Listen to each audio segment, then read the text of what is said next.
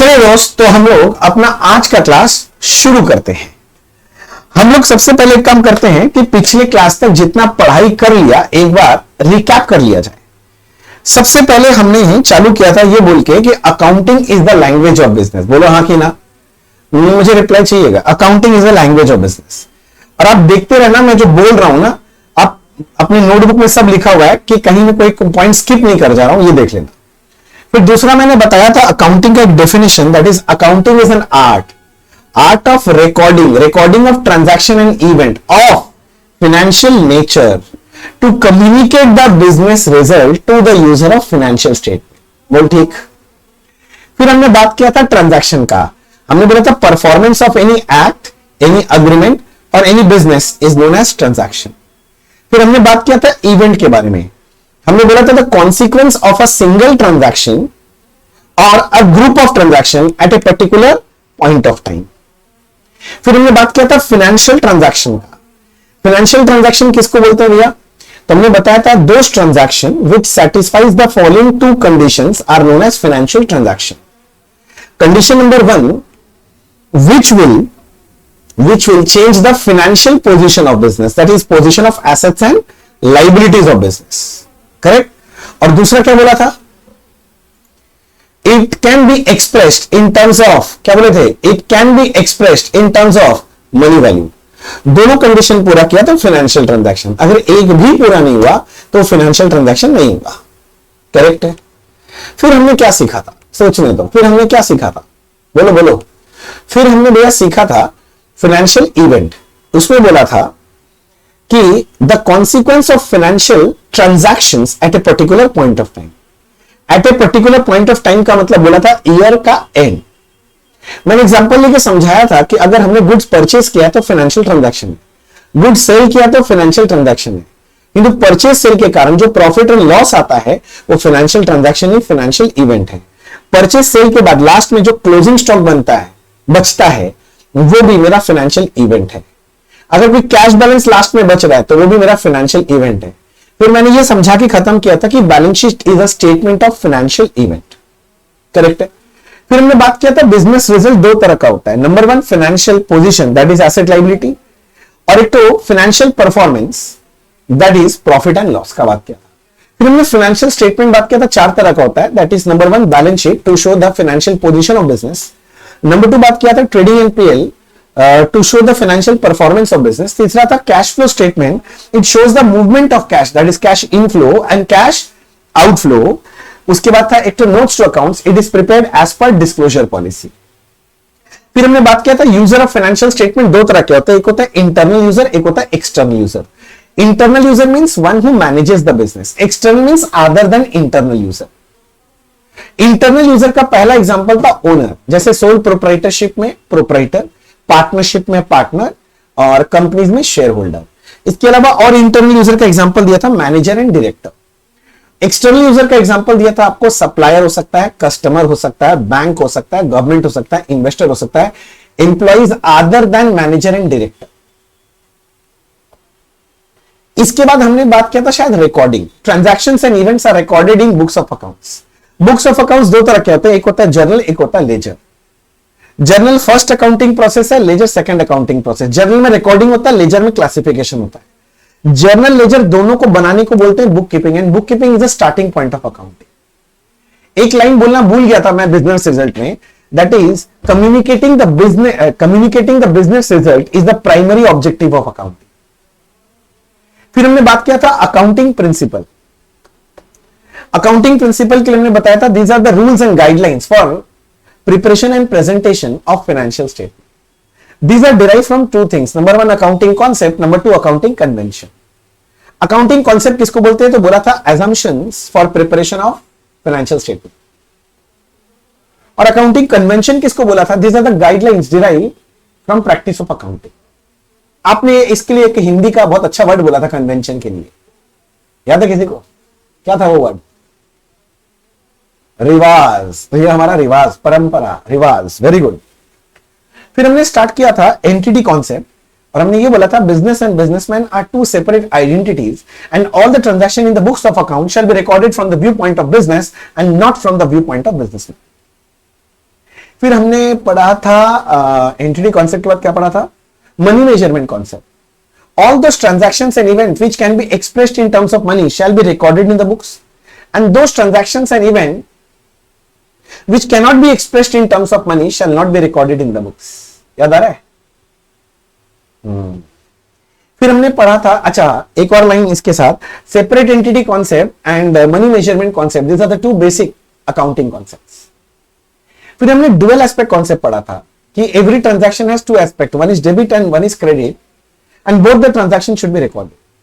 फिर आपने बोला था dual aspect double entry same है, तो मैंने समझाया था नहीं, डुअल एस्पेक्ट एक कॉन्सेप्ट है, डबल एंट्री एक सिस्टम है. The system of accounting which is based on dual aspect concept is known as double entry system, and it was given by Luca Pacioli. He was from Italy. It was given in the year 1494 and he is also known as father of accounting. फिर हमने पढ़ा था two approaches of accounting, one is traditional approach and one is modern approach. Traditional approach जो है वो UK based है, golden rule वाला, और जो modern approach है वो UK based है, common sense rule वाला. हमने ट्रेडिशनल अप्रोच चालू किया, उसमें बोला अकाउंट्स दो तरह का होता है, एक पर्सनल अकाउंट और एक इम्पर्सनल अकाउंट. पर्सन मतलब रिलेटेड टू पर्सन, इम्पर्सनल मतलब not related to person. Impersonal again दो पार्ट में तोड़ा था हमने, एक बोला था रियल होता है, एक होता है नॉमिनल. पर्सनल को तीन कैटेगरी में तोड़ा था, natural personal account, artificial personal account and representative personal account. Natural personal account मतलब human being account, Ram Shyam Jodu Modu poncho मोदना, ये सब नाम है. आर्टिफिशियल पर्सन मतलब जैसे बोला था कोई फर्म, कोई कंपनी, कोई इंस्टीट्यूशन, ऑर्गेनाइजेशन, कोई स्कूल, कोई कॉलेज, कोई पॉलिटिकल पार्टी, कोई भी बैंक का नाम, तो ये सब जो अकाउंट होता है वो artificial person. Representative personal account means this is the account which represent a single और ग्रुप ऑफ नेचुरल और आर्टिफिशियल पर्सन. मैंने इसके लिए आपके साथ एग्जांपल्स भी लिए थे काफी सारे. जो एग्जांपल में मुझे याद है, एक मैंने बोला था bank account, debtor account, creditor account, capital account, outstanding expense, prepaid expense, accrued income, prereceived income, ऐसे एग्जांपल्स भी दिया था मैंने बहुत सारा, और भी दिया होगा मुझे याद नहीं. इसके बाद मैंने आपको पढ़ाया था real account. All assets account are real account किंतु एक्सक्लूडिंग एनी रिसीवेबल. मैंने समझाया था जो रिसीवेबल है वो एसेट तो होता है मगर रियल नहीं होता है, वो पर्सनल अकाउंट का कैटेगरी में जाता है. फिर मैंने बोला था एसेट दो तरह का होता है, एक होता है टेंजिबल एसेट, एक होता है इंटेंजिबल एसेट. टेंजिबल मतलब which has a physical existence, land, building, plant, machinery, furniture, fixture, cash. Intangible मतलब which do not have any physical existence, goodwill, patent, copyright, trademark, technical know-how, computer software, etc. etc. बोलो yes sir कि no sir. इसके बाद बचा था nominal account, और हमने बोला था कि all expenses, losses, incomes and gains account are nominal account. हमने वहां एग्जाम्पल भी लिखा था आपके लिए, जैसे salary account, rent account, commission account, wages account, etcetera etcetera, ये सब दे दिया था. इसको पढ़ाने के बाद फिर हमने गोल्डन रूल्स में गए थे. हमने बोला था पर्सनल अकाउंट का debit the receiver, credit the giver. Real का debit what comes in, credit what goes out. Nominal का the debit all expenses and losses, credit all incomes and gains.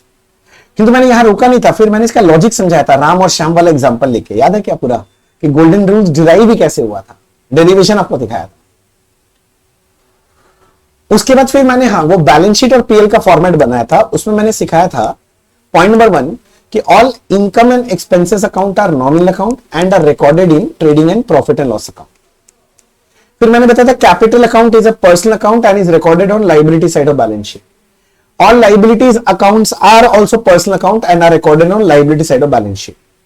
All assets account are real and personal account, real or personal, and they are recorded on asset side of balance sheet. फिर मैंने बताया था आपको, trading in PL is a statement of nominal account and balance sheet is a statement of real and personal account. बोलो yes sir no sir, ये सब बता दिया था ना. फिर मैंने बात किया था 4 पिलर्स ऑफ अकाउंट. अकाउंट्स के 4 पिलर कौन कौन से होते हैं, जल्दी बोलो, आप बोलो, मैं सुन रहा हूं, आप बोलो. Very good. Assets, liabilities, incomes and expense. फिर मैंने बोला था ट्रांजैक्शन दो तरह का होता है, एक होता है कैश ट्रांजैक्शन, एक होता है क्रेडिट. नहीं, non cash transaction. Cash transaction में दो हो सकता है, या तो कैश का आउटफ्लो होगा या तो इनफ्लो होगा. आउटफ्लो को हम लोग पेमेंट बोलते हैं, इनफ्लो को हम लोग रिसीव बोलते हैं. और मैक्सिमम रिलेशन इन दोनों के बीच में बोला था outflow is equals to inflow. याद आ रहा है. फिर मैंने पेमेंट को लेकर बात किया था, why do we do payment, तो तुमने बोला था to buy goods and services. फिर मैंने तुमसे पूछा था why do we buy goods and services, तो तुमने बोला था to derive benefit from it.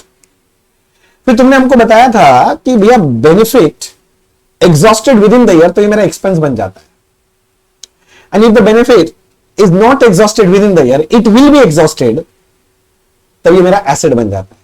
तो अगर मैं पेमेंट करूं तो ये दो ही चीज बन सकता है, या तो एक्सपेंस या तो ये मेरा एसेट बनेगा। तो पेमेंट को मैंने एक्सपेंस एसेट से रिप्लेस किया था, याद आ रहा है। फिर रिसीव का बात किया था कि when we receive money we have to give benefit. फिर मैंने बताया था कैश रिसीव बेनिफिट गिवन तो मेरा इनकम है, but cash receive benefit not given तो ये मेरा लाइबिलिटी बन जाता है। तो जो रिसिप्ट है उसकी वजह से या तो इनकम आएगा या तो लाइबिलिटी आएगा। तो मैंने रिसिप्ट को इनकम और लाइबिलिटी से रिप्लेस किया था, और फिर मैंने आपको अकाउंटिंग इक्वेशन प्रूव करके दिया था, that is capital plus liability is equals to assets. मैंने प्रूफ करके दिखाया था, आपको याद आ रहा है क्या? अच्छा, और क्या पढ़ा था? और क्या पढ़ा था बताओ? और कुछ मिस कर गया मैंने जो अभी तक बोला, उसमें कुछ मिस हुआ? नहीं, तो सारा बात कर लिया। अरे 11 मिनट लगा, 2 क्लास लगा दिया तुम लोग 11 मिनट का बात पढ़ने में। अरे बाप रे बाप, 2 क्लास लगा दिया तुम लोग 11 मिनट का बात पढ़ने में। सोचो, चलो कोई बात नहीं, अब कहानी को आगे लेके चलते हैं। और अब मैं ये बोलने वाला हूं, अब आपका कंसंट्रेशन अगर थोड़ा भी दाया बाया हुआ ना तो बहुत मुश्किल होगा, पूरा कंसंट्रेशन वापस से ले आओ। ओके, अब मेरे को आपका पार्टिसिपेशन चाहिएगा। मैं कुछ बनाऊंगा और आपसे क्वेश्चन पूछता जाऊंगा। अगर आप सही से जवाब दे दिए तो मजा आ जाएगा, आपका क्या बोलते हैं ना, ज्ञान के चक्षु खुल जाएंगे। और यहीं पर अगर गड़बड़ी कर दिया तो कांड हो जाना है। चलो शुरू करते हैं। मैं एक इंटीजर लाइन बना रहा हूं। बचपन में इसको आप लोग नंबर लाइन बोलते थे शायद, याद है क्या? नंबर लाइन कोई बनाया बचपन में ऐसे? नंबर लाइन बोलता ही नहीं है। कैसे बनता है नंबर लाइन? नंबर लाइन का खासियत मैं बताता हूं, अगर आपको याद नहीं है तो मैं भी याद करा दूंगा। अरे यार, ये नंबर लाइन इतना गंदा क्यों बन रहा है मेरा? तो देखो, हाँ ये देखो नंबर लाइन है। ऐसे होता था, ये बीच में वाला पॉइंट को 0 बोलते थे, याद है? राइट हैंड साइड में +1, +2, +3, +4, मतलब इस साइड में सारे पॉजिटिव फिगर लिखे जाते थे, याद है? और लेफ्ट हैंड साइड में सारा नेगेटिव फिगर आता था, -1, -2, -3, -4। लेफ्ट हैंड साइड में सारे नेगेटिव फिगर लिखे जाते थे। क्या आपको ये बचपन का बात याद है? Yes sir, no sir? Yes sir. अब ये देखो 0, ये बीच का लाइन है भाई मेरा, ये 0, ठीक है? इमेजिनरी लाइन ऐसे ड्रॉ करके रखा हूं। एक कॉमन सेंस यूज करके बता, जैसे मेरा जो कैश ट्रांजैक्शन होता है उसमें या तो इनफ्लो होगा या तो आउटफ्लो होगा। तो अगर मेरा इनफ्लो हो रहा है, कहीं से पैसा आ रहा है, तो वो मेरे लिए पॉजिटिव है कि नेगेटिव है? तुम लोग बोल रहे हैं पॉजिटिव है। तो कोई पैसे का आना, ठीक है ना, तो उसको रिसिप्ट बोल देते हैं, एक ही बात है। इनफ्लो को तुम लोग रिसिप्ट भी बोलता है, तो रिसिप्ट जितना है तुम्हारे लिए पॉजिटिव है। Very good. अच्छा, कोई पेमेंट करे तो तुम्हारे लिए पॉजिटिव है कि नेगेटिव है? पेमेंट पॉजिटिव कि नेगेटिव? नेगेटिव है भाई। पेमेंट करेंगे, पैसा जाएगा, तो तुम्हारे लिए कब पॉजिटिव होने लग गया भाई? ये नेगेटिव चीज है। कॉमन सेंस तो यही बोलता है ना तुम्हारा। आवाज ही नहीं आ रहा है तुम लोग का। मेरे को सबका यस सर चाहिएगा, अगर समझ में आ रहा है तो। अगर नहीं बोलेंगे तो बहुत मुश्किल हो जाएगा, ठीक है ना? मेरे लिए आगे बढ़ना मुश्किल हो जाएगा और आपका कंसंट्रेशन टूट जाएगा, मैं बता रहा हूं फिर। अच्छा छोड़ो, मैंने चर्चा किया था कि पेमेंट अगर जब हम लोग करते हैं तो पेमेंट की वजह से 2 चीज आ सकता है। Payment can give rise to 2 things. कौन कौन सा चीज पता है? अगर मैं पेमेंट करूंगा, या तो वो मेरा एक्सपेंस बन जाएगा या तो वो मेरा एसेट बन जाएगा। Correct? Yes sir, no sir? और receipt will give rise to 2 things. पिछले दिन ही समझाया हुआ, क्या क्या चीज? Very good. या तो वो मेरा इनकम होगा या तो वो मेरा क्या बन जाएगा? लाइबिलिटी बन जाएगा। एकदम सही, एकदम सही बोल रहे हो। अभी तो एकदम एकदम एकदम परफेक्ट बोल रहे हो। अब मैं जो क्वेश्चन पूछने वाला हूं उसको बहुत ध्यान से सुनना और आंसर देना। अगर मैं पेमेंट करूंगा if I do payment, then in that case will I be the receiver of benefit or giver of benefit? अगर मैं पेमेंट करूंगा तो उसके बदले मुझे बेनिफिट मिलेगा कि देना है, रिसीवर कि गिवर? अगर मैं पेमेंट किया तुमको तो उसके बदले तुमसे मेरे को बेनिफिट मिलेगा कि मुझे बेनिफिट भी देना है? पैसा भी मैं दूं, बेनिफिट भी मैं दूं, तुम ये बोलना चाह रहा है? मिलेगा तो कैन आई से in this case I will be the receiver of benefit? If I'm doing payment, I'm receiver of benefit in this case. I should be receiving some benefit. Correct है? अच्छा, अगर मेरे को पैसा मिल रहा है, रिसिप्ट हो रहा है, अगर आप मेरे को फीस दे रहे हैं तो इसके बदले मेरे को आपको बेनिफिट देना है कि लेना है? I will be the receiver of benefit कि गिवर ऑफ बेनिफिट? गिवर। तो इफ मेरे को रिसिप्ट हो रहा है पैसा, तो in this case I will be the giver of benefit. पक्का ना? यहां तक एक बार देख लो, किसी को डाउट है तो पूछो। यहां तक एकदम क्लैरिटी है मैं जो बोल रहा हूं? ठीक है ना? अब तुम लोग तो थोड़ा सा गोल्डन रूल पढ़ चुका है, dash the receiver dash the giver, fill in the blanks. Dash the receiver dash the giver. Very good. Receiver मतलब डेबिट हो गया, डेबिट द रिसीवर, और गिवर मतलब क्या हो गया? ये क्रेडिट हो गया। मतलब मैं ये बोलना चाह रहा हूं, जरा ध्यान से समझो, ये वाला जो साइड है ना, लेफ्ट हैंड साइड, जीरो का negative side, left hand side negative side, ये डेबिट साइड है, और ये वाला साइड क्रेडिट साइड है।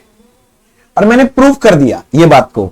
बचपन से आप लोग अकाउंट जरा विजुअलाइज करो, ऐसे टी शेप में बनाते हो ना, और बचपन से ये जो लेफ्ट हैंड साइड है इसको बोलते हो तुम डेबिट साइड, और राइट हैंड साइड को बोलते हो ना क्रेडिट।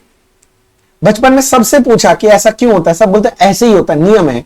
नियम नहीं, देखो मैंने प्रूव कर दिया कि भैया left hand side debit side होता है और right hand side credit side होता है।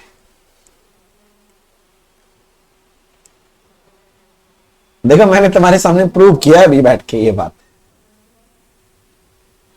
अगर मतलब तुमको अगर चीजें जानना पसंद है बेस, तो ये तुम्हारे लिए एक यूरेका मोमेंट हो सकता है। हाँ, ये वाला जानने के बाद अगर तू मेरा फैन बन गया तो मैं इसका उत्तरदायित्व नहीं ले सकता कि भाई साहब बचपन में जो सब बोल के आ रहा था कि ऐसे ही होता है, ये आदमी इसका लॉजिक दे रहा है। होता है, मतलब क्या होता है कि देख, तुम लोग का पता नहीं, मेरे को तो ऐसा होता था कि कुछ नया अगर जानने को मिला और स्पेसिफिकली जो कोई बताया नहीं और पहली बार पता चल रहा है ना, तो एक अलग से खुशी होता है। अरे बाप रे बाप, ये लॉजिक था, पता ही नहीं है यार। वो चेहरा में दिखना चाहिए वो हंसी। चलो और एक चीज प्रूव करता हूं। चलो, तुम लोग बचपन से चिल्ला चिल्ला के बोलता है कि एसेट और एक्सपेंस का डेबिट बैलेंस होता है, राइट, और लाइबिलिटी और इनकम का क्रेडिट बैलेंस होता है, करेक्ट। मैं बोलता हूं hence proved.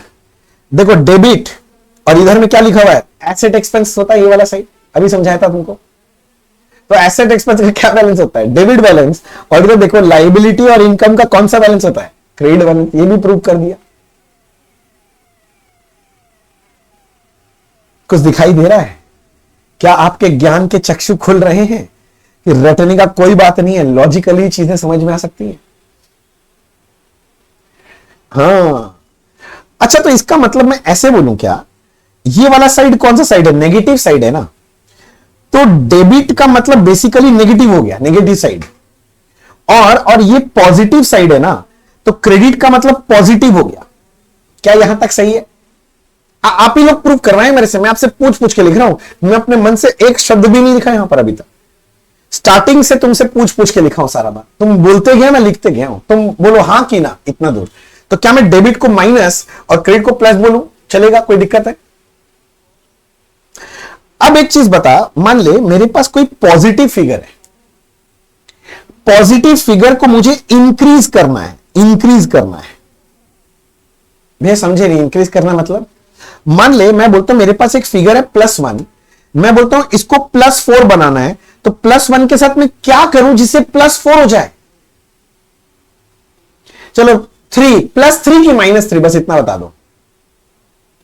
Very good, plus करना पड़ता है, मतलब कोई पॉजिटिव फिगर है उसको इंक्रीज करना है, 1 से 4 मतलब इंक्रीज करना है, तो फर्दर प्लस करना पड़ता है। तो मैं बोल रहा हूं कि प्लस को इंक्रीज करने के लिए और प्लस करो, और प्लस को डिक्रीज करने के लिए क्या करोगे? नहीं समझा? मैं समझाता हूं। मेरे पास +4 है, उसमें क्या करूं जिससे कि ये +1 बन जाए, कम हो जाए ये फिगर। -3, तो यहां माइनस करना पड़ता है। तो मैं ये बोल रहा हूं पॉजिटिव फिगर को इंक्रीज करने के लिए प्लस करना पड़ेगा, पॉजिटिव फिगर को डिक्रीज करने के लिए माइनस करना पड़ेगा। तो कॉमन सेंस है भाई साहब, बोलो ना हाँ कि ना। ठीक, कॉमन सेंस है ना। कोई चाइनीज फॉर्मूला तो नहीं पढ़ा रहा हूं तुमको, ऐसा तो नहीं लग रहा कुछ हवा कुछ बता दिया। अच्छा ये बताओ, कोई नेगेटिव फिगर है उसको इंक्रीज करना है मुझे, कोई नेगेटिव फिगर है उसको इंक्रीज करना है, मतलब भैया अब -1 है, उसको इंक्रीज करना मतलब -4 बनाना है। तो -1 के साथ क्या करोगे जिससे -4 बन जाए? भैया -3, तो मतलब माइनस ना करना पड़ेगा, मतलब नेगेटिव फिगर को इंक्रीज करने के लिए माइनस करना पड़ेगा। ऐसे ही अगर मेरे को नेगेटिव फिगर को डिक्रीज करना है तो क्या करना पड़ेगा? नेगेटिव को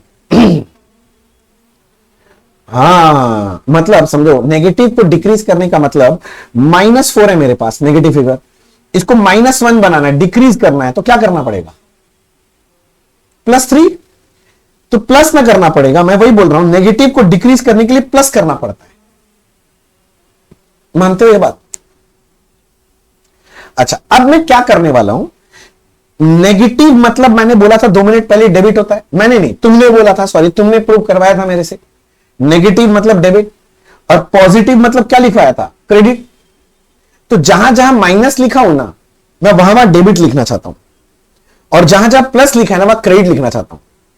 तो प्लस मतलब है क्रेडिट, प्लस मतलब क्रेडिट, प्लस मतलब क्रेडिट, माइनस मतलब डेबिट, माइनस मतलब डेबिट, माइनस मतलब डेबिट। बोलो यहां तक ठीक है? अच्छा सुनो ना, क्रेडिट बैलेंस कौन से अकाउंट का होता है? तुम ही ने अभी बताया था, किसी कौन से अकाउंट का क्रेडिट बैलेंस होता है? इनकम और लाइबिलिटी का। तो मैं बोल रहा हूं इनकम प्लस लाइबिलिटी का क्या बैलेंस होता है? Credit balance. अच्छा, एक्सपेंस और एसेट का तुमने बोला था डेबिट बैलेंस होता है, तो डेबिट के बगल में लिखा ये एक्सपेंस प्लस एसेट का डेबिट बैलेंस होता है। हाँ भैया, तो देखो मैं क्या क्या सिखा रहा हूं यहां पर। यहां से मेरे को यह समझ में आया कि एक्सपेंस और एसेट का डेबिट बैलेंस होता है। एक्सपेंस और एसेट अगर इंक्रीज होता है तो डेबिट करना होता है, और एक्सपेंस और एसेट डिक्रीज होगा तो क्रेडिट करना पड़ता है। लाइबिलिटी और इनकम का जिसका क्रेडिट बैलेंस होता है, लाइबिलिटी इनकम अगर इंक्रीज करेंगे तो इसको फर्दर क्रेडिट करना होता है, और लाइबिलिटी इनकम को डिक्रीज करेंगे तो डेबिट करना होता है। और यही आपका मॉडर्न अप्रोच सिखाता है, बचपन से सीखा हुआ है।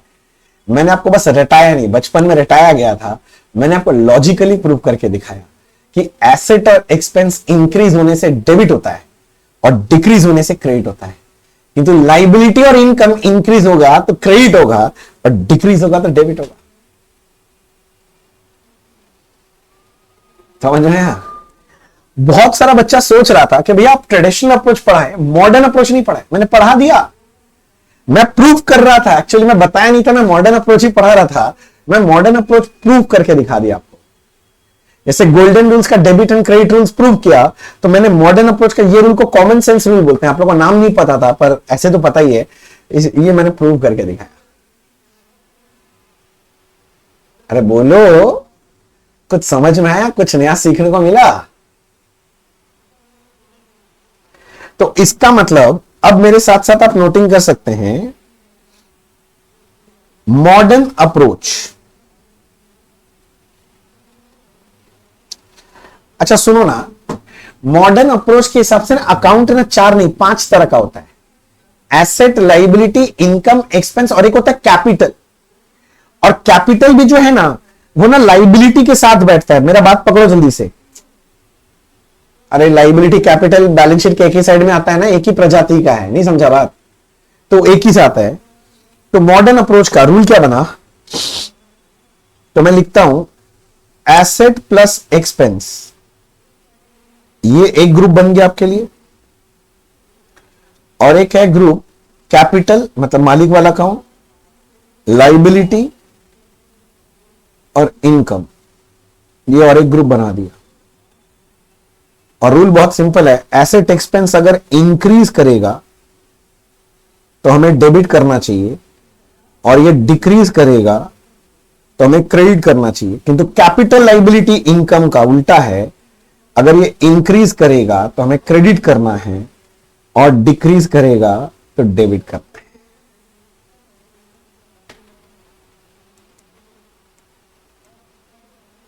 अच्छा, जैसा मैंने आपको पहले क्लास में बताया था कि मैं धीरे धीरे आपका अकाउंट्स का देखने का नजरिया चेंज करूंगा। दिल पे हाथ रख के सच्ची बताना, क्या थोड़ा बहुत नजरिया चेंज हो रहा है देखने का?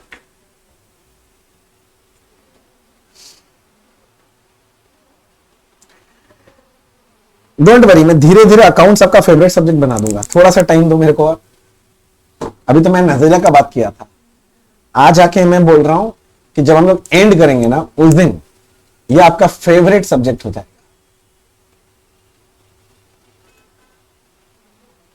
अभी रुकना पड़ेगा शोमोबू। अच्छा, मैं सारे बच्चों से ना एक और बात बताता हूं, जब भी मैं पढ़ाता रहूंगा ना, ये चीज थोड़ा ध्यान रखना, हाँ बहुत काम आएगा आपके। तो उस वक्त बीच में मेरे को ना कभी कोई क्वेश्चन मत पूछना, ठीक है ना? हाँ, मेरा बोलना खत्म हो जाएगा और मैं खुद बोलूंगा, अब अगर आपका कोई डाउट है तो पूछिए, तो तब पूछिए। रीजन क्या है? रीजन बहुत सिंपल है कि जब मैं बताता रहूंगा ना तो एक फ्लो में रहूंगा, और आप बीच में अगर आप मेरे को टोकेंगे मान लीजिए तो फ्लो टूट जाएगा। और दूसरा क्या है कि हो सकता है आप एक क्वेश्चन पूछ रहे हो, वो मैं बताऊंगा थोड़ा सा आगे जाके, ऐसा हो सकता है। एक लाइन में तो मैं पूरा 2 घंटा का कहानी बता नहीं सकता ना, समझ गया ना? थोड़ा टाइम लगेगा। हाँ, मेरा बोलना खत्म हो जाएगा, उसके बाद भी अगर वो डाउट बच जाए ना तो जरूर पूछना। मैं तो बोलता हूं जो भी डाउट आए ना कॉपी के पीछे लिखते रहो, नहीं तो डाउट ही भूल जाएगा क्या था। थोड़ा देर बाद पूछेंगे ना क्या डाउट था बता, अरे हम तो भूल गए क्या डाउट था, तो कॉपी के पीछे लिख लेना तुरंत कोई डाउट आए, ठीक है ना? और फिर जब मैं बोलूं ना डाउट पूछ, तब पूछना, अगर तब तक बचा तो। अच्छा, यहां तक लिख लिया। अब क्या होता है ना, बच्चों के मन में एक डाउट आता है कि भैया सुनिए ना, हमने ये गोल्डन रूल्स भी सीख लिया जिसको हम लोग बोलते हैं ट्रेडिशनल अप्रोच, और आपने हमें मॉडर्न अप्रोच भी सिखा दिया। तो हम लोग जब अकाउंटिंग करेंगे तो कौन सा अप्रोच से करें? ट्रेडिशनल अप्रोच से करें कि मॉडर्न अप्रोच से? कौन सा अच्छा है? तो दोनों ही अच्छा है, किंतु तुम मेरा अगर पर्सनल एडवाइस मानना चाहता है तो तुम लोग ना मॉडर्न अप्रोच में शिफ्ट हो जाओ। भले ही तुम बचपन में ट्रेडिशनल अप्रोच सीख के आगे बढ़ा है, पर धीरे धीरे मॉडर्न अप्रोच में शिफ्ट होना चालू हो जाओ। रीजन क्या है कि तुम जैसे जैसे हायर स्टैंडर्ड ऑफ अकाउंटिंग में जाएगा ना, तो वहां दिखाई देगा कुछ कुछ जगह गोल्डन रूल्स, मतलब जो ट्रेडिशनल अप्रोच है वो आपको सही रीजनिंग नहीं दे पाता है किंतु जो मॉडर्न अप्रोच है वो तुमको सही रीजनिंग दे देता है। समझ रहा है? गोल्डन रूल्स जो है ना, उसके कुछ लिमिटेशंस हो जाता है कई जगह पर मॉडर्न अकाउंटेंसी में, किंतु जो मॉडर्न अप्रोच है ना वो एकदम टनाटन आंसर देता है।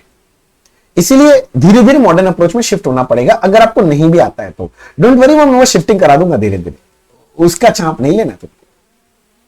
बोलो जी, ठीक है? तो मॉडर्न अप्रोच पढ़ रहे थे, तो मॉडर्न अप्रोच का एक एक करके बात करते हैं। तो सबसे पहले मॉडर्न अप्रोच में अकाउंट 5 तरह का होता है। एक होता है एसेट, एक होता है लायबिलिटी, एक होता है इनकम, एक होता है एक्सपेंस, और एक क्या होता है? कैपिटल। तो पांचों के बारे में चर्चा करना है। सबसे पहले मैं बात करना चाहता हूं एसेट किसको बोलेंगे। मेरे को कोई बुकिश डेफिनेशन नहीं चाहिए, अभी मैंने पढ़ा भी आपको। अगर आप ठीक से मेरा क्लास किए होंगे तो आप लोगों को आराम से बता सकते हैं कि हम लोग एसेट का डेफिनेशन क्या बनना चाहिए। कोई है जो बताना चाहता है एसेट किसको बोलते हैं? मैंने सिखा दिया है, लिखाया हुआ है यार, बोलो बोलो बोलो। मैं क्या तुम्हारा चेहरा देखते रहूं? कोई बोलने के लिए रेडी नहीं है, हमको नाम लेना पड़ेगा। तरन्नुम जी बोल रही, हम बोलेंगे भैया, किसी को नहीं बोलने देंगे। अच्छा बोलिए, बोलिए एसेट किसको बोलते हैं?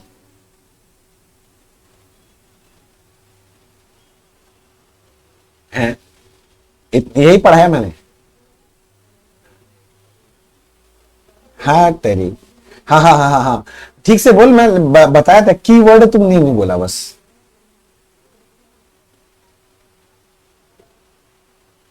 मैंने बोला था अगर मैं कोई पेमेंट करूं और benefit with in the year expire हो जाता है तो वो एक्सपेंस है, किंतु बेनिफिट अगर within the year expire नहीं हुआ, मतलब एग्जॉस्ट नहीं हुआ, it will be exhausted in future, then it is an asset.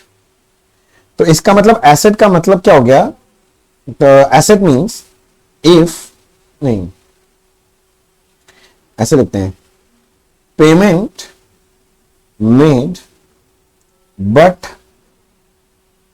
Benefit will be exhausted. English समझो, विल बी एग्जॉस्टेड। तो ये एसेट है, बेनिफिट अभी तक एग्जॉस्ट नहीं हुआ, इंग्लिश समझो, विल बी एग्जॉस्टेड, आगे जाके हमको बेनिफिट मिलेगा इससे आगे। तो ये मेरा एसेट है। और दूसरा एक और चीज बताया था, अगर किसी आदमी से मेरे को पैसा मिलना बाकी है, रिसीवेबल, वो भी तो एसेट होता है ना। तो क्या मैं ऐसे भी बोल सकता हूं, any amount receivable is also asset. अगर मुझे आपसे पैसा मिलना बाकी है तो ये एसेट है, मेरे लिए मिलना बाकी है, एसेट है।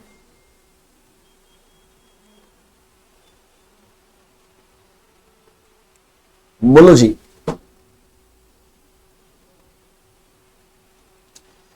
लिखो लिखो।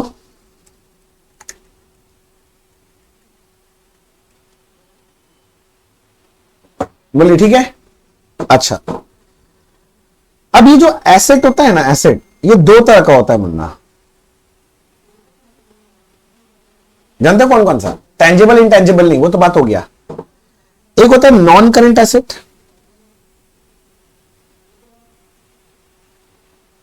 और एक होता है मुन्ना करंट एसेट।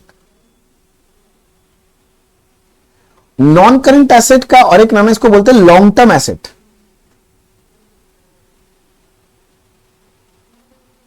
और करंट एसेट मतलब शॉर्ट टर्म एसेट।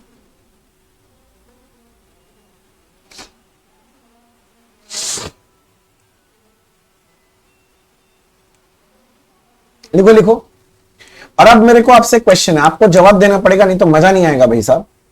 आपको जवाब देना पड़ेगा, नहीं तो मजा नहीं आएगा। मेरे को बताओ, बचपन का पढ़ा हुआ होना चाहिए मेरे को लगता है, नॉन करंट एसेट यानी कि लॉन्ग टर्म एसेट और करंट एसेट के बीच में फर्क क्या है? कैसे पता चले कि ये एसेट मेरा लॉन्ग टर्म है और ये मेरा शॉर्ट टर्म है, ये नॉन करंट है, ये मेरा करंट है, कैसे पता चलेगा?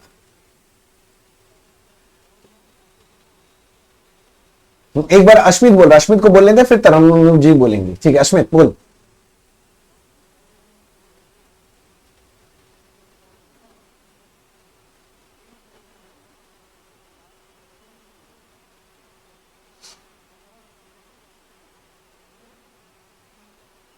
ठीक है तरन्नुम जी आप बोलिए।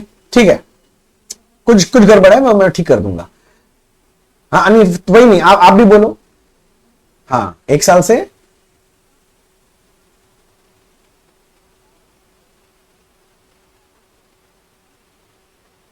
देखो देखो यहां पर देखो, बाकी बच्चा लोग भी सुन रहे हैं ना, क्या बोल रहे हैं लोग? देखो ये लोग बोल रहे हैं कि लॉन्ग टर्म एसेट वो है कि जिसका बेनिफिट मेरे को मिलेगा for a period greater than 12 months, ये बोलना चाह रहे हैं ना।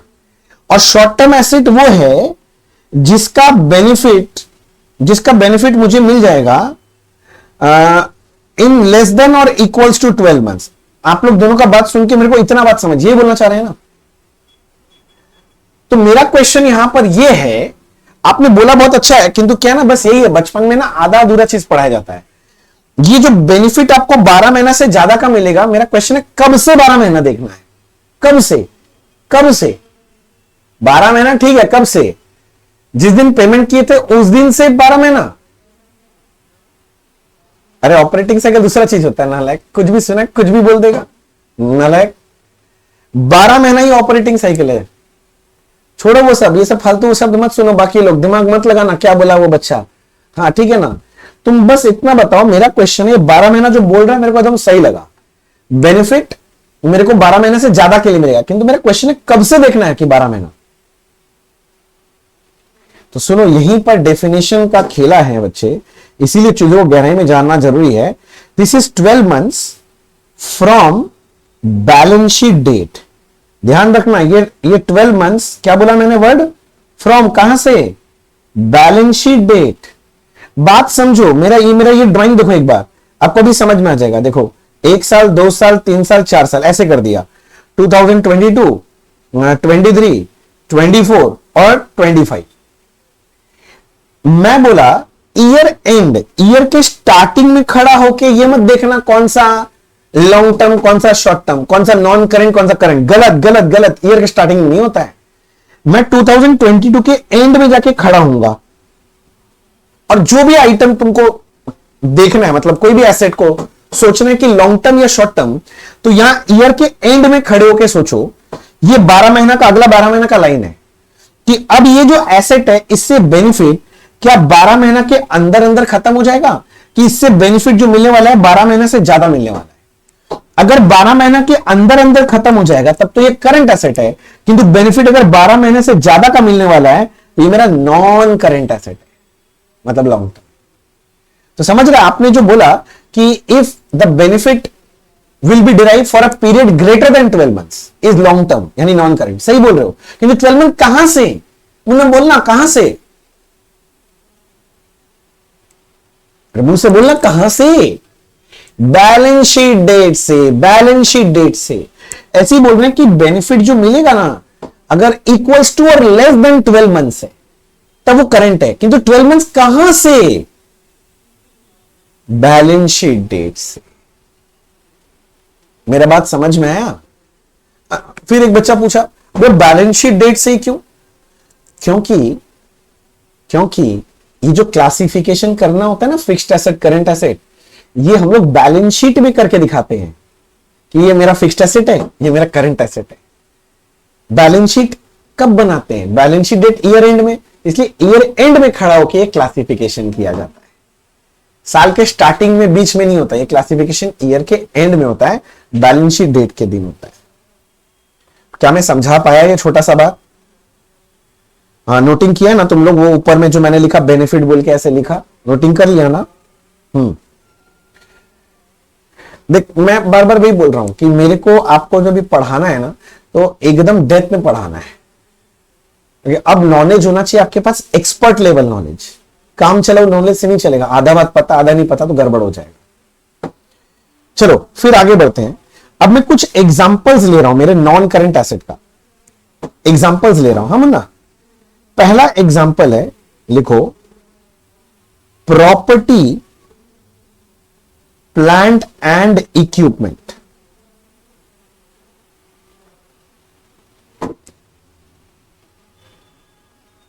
शोमो, वो थोड़ा थोड़ा समझ में आ रहा है आपको?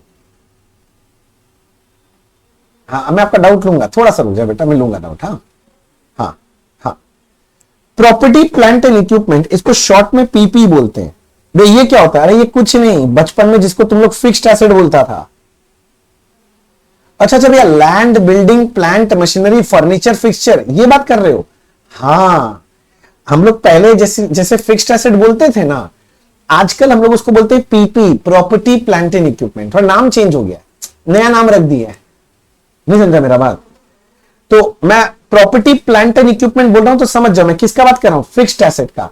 और तुम्हारे फिक्स्ड एसेट जरा सोच के देखो, वो लॉन्ग टर्म नेचर का एसेट है कि शॉर्ट टर्म, नॉन करंट की करंट, खुद सोचो। हाँ, लॉन्ग टर्म। समझ में आ रहा है? अच्छा, दूसरा और एग्जांपल देता हूं, that is non current investment हो सकता है। नॉन करंट इन्वेस्टमेंट मतलब लॉन्ग टर्म इन्वेस्टमेंट। नहीं समझा? मैंने ना इन्वेस्ट किया, भैया कहां इन्वेस्ट किया? मैंने रिलायंस का शेयर खरीदा, टाटा मोटर्स का शेयर खरीदा, एमआरएफ का शेयर खरीदा।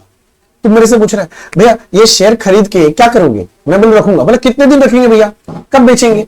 मतलब अभी बेचने का कोई स्कोप नहीं, मैं इसको 12 महीना के बाद बेचूंगा। समझ, वर्ड पे ध्यान देना, 12 महीना के बाद बेचूंगा। तो ये लॉन्ग टर्म एसेट हो गया ना, तो ये इन्वेस्टमेंट है, कौन सा नेचर का? Long term. तो ये आएगा लॉन्ग टर्म के हेडिंग में।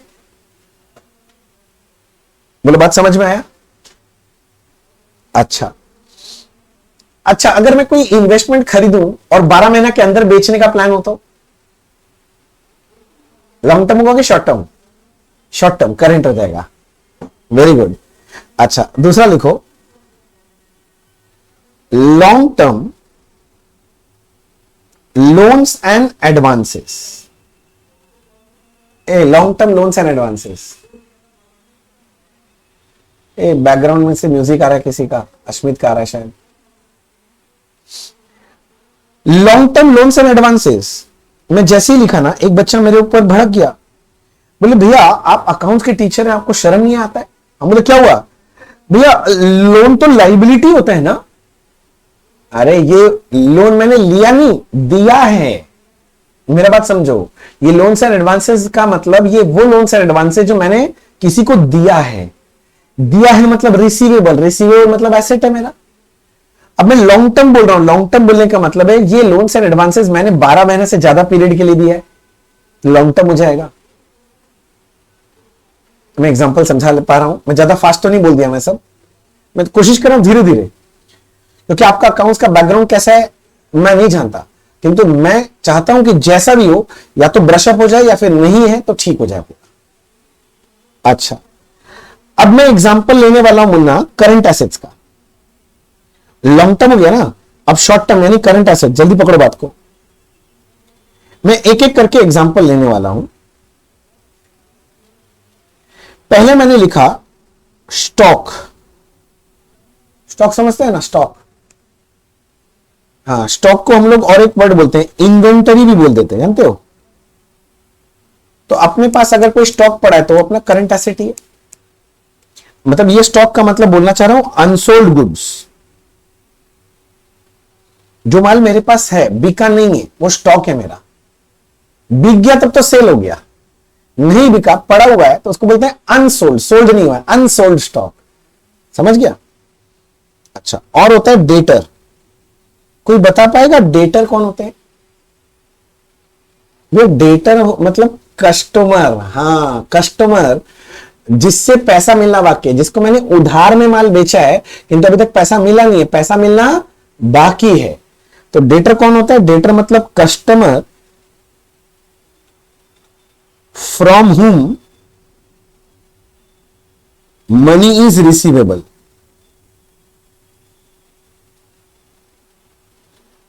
From whom money is receivable. इसके बाद लिखो बैंक बैलेंस। बैंक में पैसा पड़ा हुआ है, ये भी मेरा करंट एसेट है। बैंक बैलेंस समझते हैं? अच्छा, मान लो मैंने बैंक में 1 लाख डिपॉजिट किया। भाई साहब, मैंने बैंक में 1 लाख डिपॉजिट किया और फिर उसमें से 30,000 विड्रॉ कर लिया। बोलते बैंक में कितना बचा बैलेंस? 70,000। ये मेरा बैंक बैलेंस है।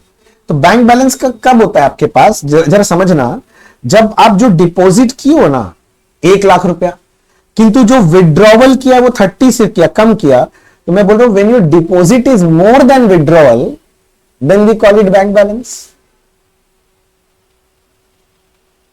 दिमाग लगाओ भाई, है तो लगा लो, नहीं है तो कैसे लगाओगे? ये भी बात है। मेरा बात समझ रहा है ना? मैं बोल रहा हूं बैंक बैलेंस का मतलब है when my deposits are more than withdrawal, withdrawal. बोलो क्लियर हो गया? अच्छा, नेक्स्ट है बिल्स रिसीवेबल। अब ये बिल्स रिसीवेबल के लिए हम लोग डिटेल में चर्चा आगे जाके करेंगे। सिर्फ अभी एक वर्ड याद रखो, बिल्स रिसीवेबल मतलब होता है बिल्स ड्रॉन। हम लोग डेटर के ऊपर बिल ड्रॉ कर सकते हैं, डेटर। पूरा लॉजिक कहानी के साथ मैं आगे आपको समझाऊंगा। अभी बस इतना लिख के रख लो, बिल्स रिसीवेबल बचपन में सुना तो हो गई। बिल्स रिसीवेबल का मतलब होता है बिल्स ड्रॉन। और करंट एसेट का एग्जांपल देता हूं, don't worry, that is accrued income. Accrued income समझते हो? इनकम मिल गया कि इनकम मिलना बाकी है? बाकी है, तो मैं लिख दिया, इसका मतलब होता है इनकम रिसीवेबल। रिसीव्ड नहीं है, रिसीवेबल, मिलना बाकी है। फिर हो जाएगा प्रीपेड एक्सपेंस। ये भी मेरा करंट एसेट है। प्रीपेड एक्सपेंस समझते हैं? Expenses paid in advance. Time से अगर पहले मैंने खर्चा का पेमेंट कर दिया उसको बोलते हैं प्रीपेड एक्सपेंस। तो मैंने आपके लिए लिख दिया, these are the expenses paid in advance. Expenses paid in advance. सारे बच्चे लोग नोटिंग कर रहे हैं ना प्लीज। और भी हो सकता है कैश बैलेंस, कैश बॉक्स में जितना पैसा पड़ा हुआ है वो मेरा कैश बैलेंस है, वो भी करंट एसेट ही तो है।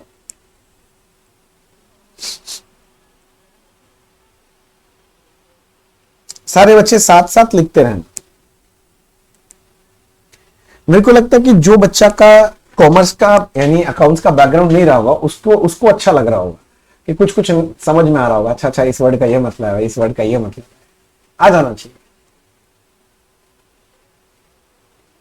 डरो नहीं बच्चे, थोड़ा सा टाइम दो, धीरे धीरे सारा चीज क्लियर करा के दूंगा।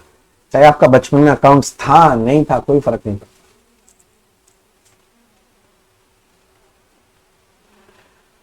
बोलो यहां तक सबका नोटिंग हो जाए तो एक बार बताना मेरे को। जल्दी बताओ, सोने नहीं बोले हैं। जागृत को तो ना पकड़ के पिटाई है। जागृत तुम कहां रहता है बता तो मेरे को।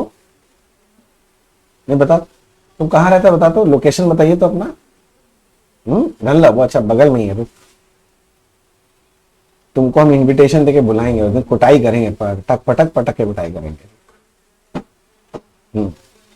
चलो नेक्स्ट, एसेट हो गया सबका। अब हम लोग चलते हैं लाइबिलिटीज के तरफ। अगर कोई बच्चा ठीक से अभी तक मेरा क्लास किया है तो लाइबिलिटी किसको बोलते हैं बता सकेगा। लाइबिलिटीज कुछ बोलो, सिखा तो दिए ही, लिखवा भी दिए अगर पहले एक बार। हाँ वेरी गुड भैया, भैया आप ही ने बोला था कि अगर cash received but benefit not given then it is your liability. भैया आप ही नहीं बोला था स्टेटमेंट। हाँ पैसा मिल गया किंतु अभी तक बेनिफिट दिया नहीं, देना बाकी है तो मेरा लाइबिलिटी है। अच्छा ऐसे बोलने देखो समझ में आ रहा है क्या।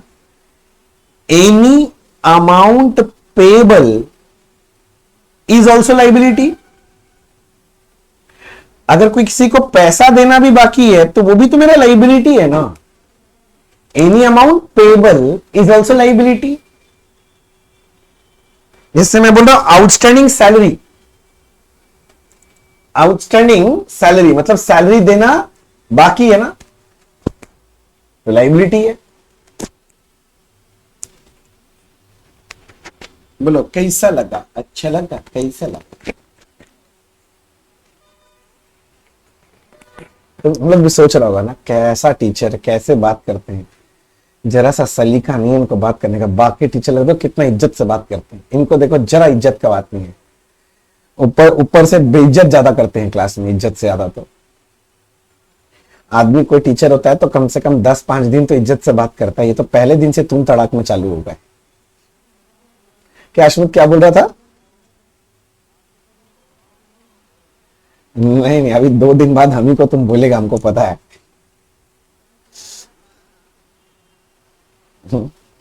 सब अच्छे होते हैं बच्चे।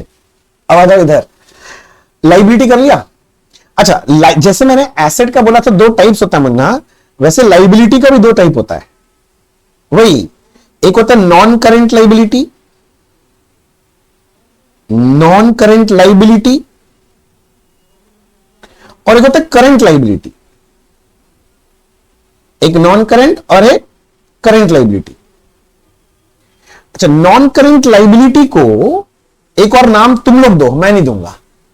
Dash term liability, long term के शॉर्ट टर्म, क्या नाम दू। लॉन्ग टर्म, ये हो गया लॉन्ग टर्म लाइबिलिटी। तो भाई साहब करंट लाइबिलिटी का भी नामकरण आप ही कर दो। वेरी गुड, देखो दिमाग काम करने लग गया। शॉर्ट टर्म लाइबिलिटी, मैं तो बोलता हूं अकाउंट जैसा इजी सब्जेक्ट धरती पर आया ही नहीं है। दुनिया का सबसे आसान सब्जेक्ट है ये, और बेकार में लोग इससे डर जाते हैं और रटने का कोशिश करते हैं लॉजिक बिना जाने। तकलीफ है। देख जागृत फिर से गायब हो गया, देखा तो हम बोले ना हमको इस लड़का पे पहले दिन से शक था, ये है ही नालायक, ये कुटाई खा के मानेगा अब मेरा। लोकेश तुम कहाँ रहता बोल तो तेरे को टिकट भेजेंगे, तुम आना, हम और तुम मिलके इसका कुटाई करेंगे। ठीक है ना। हाँ चलो अब कुछ एग्जांपल्स लिखते हैं मुन्ना। जैसे लॉन्ग टर्म लाइबिलिटी, अच्छा एग्जांपल तो बाद में, पहले तो डेफिनेशन। लॉन्ग टर्म और शॉर्ट टर्म कैसे समझेंगे कि ये मेरा लॉन्ग टर्म लाइबिलिटी है, ये मेरा शॉर्ट टर्म लाइबिलिटी है। यहां बेनिफिट नहीं देखते, यहां देखते हैं कब पे करना है, पेबल देखते हैं। If this liability is payable after 12 months, किंतु आफ्टर 12 मंथ्स बोलने से नहीं चलेगा। आफ्टर 12 मंथ्स कहां से, कहां से? From balance sheet date. Balance sheet date के दिन खड़ा होकर देखूंगा क्या इसका पेमेंट 12 महीना के अंदर जाएगा कि 12 महीना के बाद। 12 महीने के बाद जाओ, तुम लॉन्ग टर्म हो, तुम नॉन करंट के कैटेगरी में जाओ। और अगर अगर अगर if the payable is less then equals to 12 months, कहां से 12 मंथ्स? भाई कहां से 12 months? From balance sheet date. हाँ balance sheet date, blank sheet date, blank sheet ఎంత ब्लांक शीट, ब्लांक शीट। कोई यहां पर उड़ीसा से है? कोई बच्चा लोग जो क्लास कर रहा है भी तो कोई बात नहीं। मैं अपना करियर का ना स्टार्टिंग का कहानी सुनाता हूं। मैं बस नया नया पढ़ाना चालू किया था, ठीक है ना। तो उस वक्त क्या था, इतना ऑनलाइन वगैरह का प्रचलन नहीं था, वीडियो का भी नहीं था, मतलब उस वक्त तो मतलब था ही नहीं, समझ रहे हैं ना। तो सारा क्लासरूम टीचिंग होता था। तो उस वक्त क्या है ना, हमारे क्लास में बच्चे लोग बाहर बाहर से आते थे।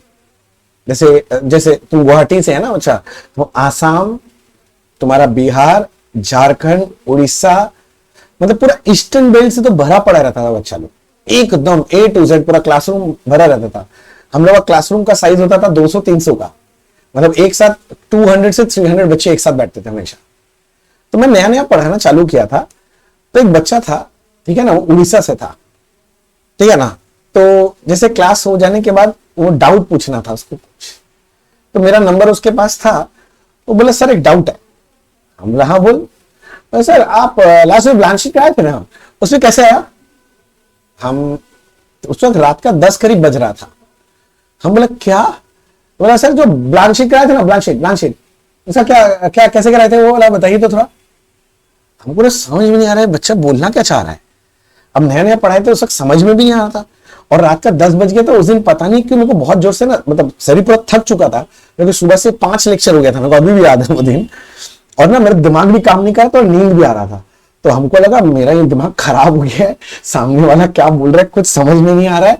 हम उधर बच्चे को बोले बच्चे सुनना, एक रिक्वेस्ट है, अगले दिन क्लास में प्लीज पूछेगा, मेरा फोन में ना थोड़ा आवाज ठीक से नहीं आ रहा था।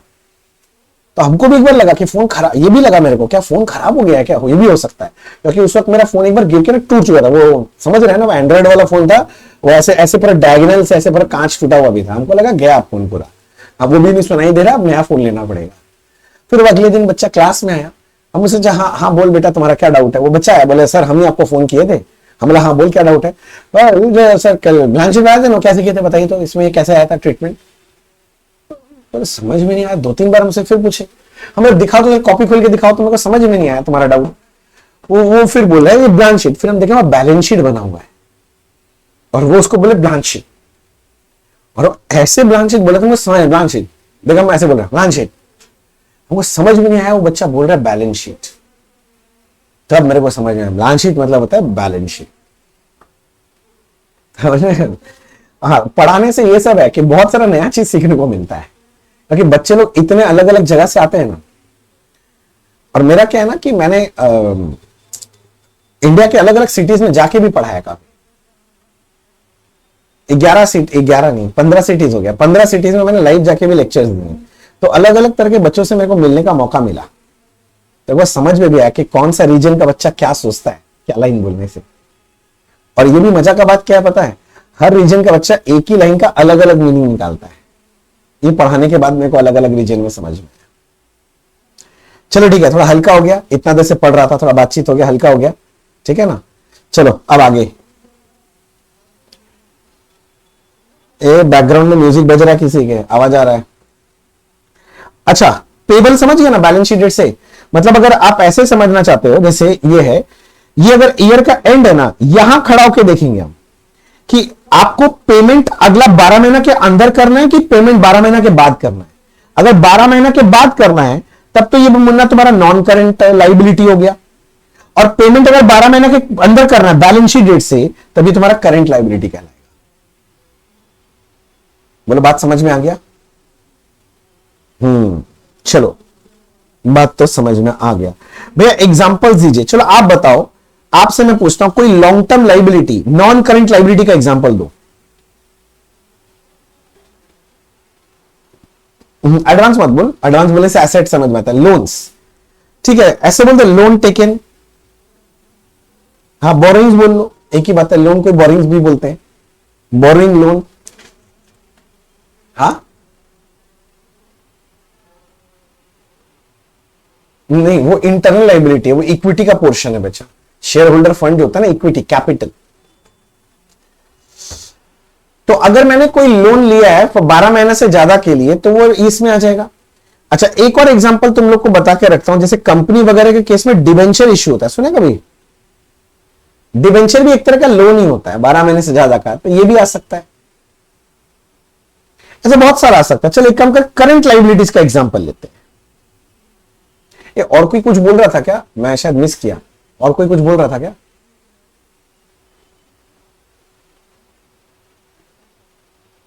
वो बाद में, अभी अभी छोटे बच्चे हैं, वो करेंगे तो हो जाएगा, इसलिए बोले ज्यादा बात करना गड़बड़ हो जाएगा। अच्छा हाँ आएंगे, बस ये पड़ोसी पड़ोसी कॉलम में आएगा। अच्छा अब आओ करंट लाइबिलिटीज का एग्जांपल लिखने। करंट लाइबिलिटीज में सबसे पहले मैं आपके लिए लिख दिया क्रेडिटर। क्रेडिटर मतलब कौन? मैं सप्लायर, जिससे हम माल खरीदते हैं, जिसको पैसा देना बाकी है, दे दी नहीं, देना बाकी है।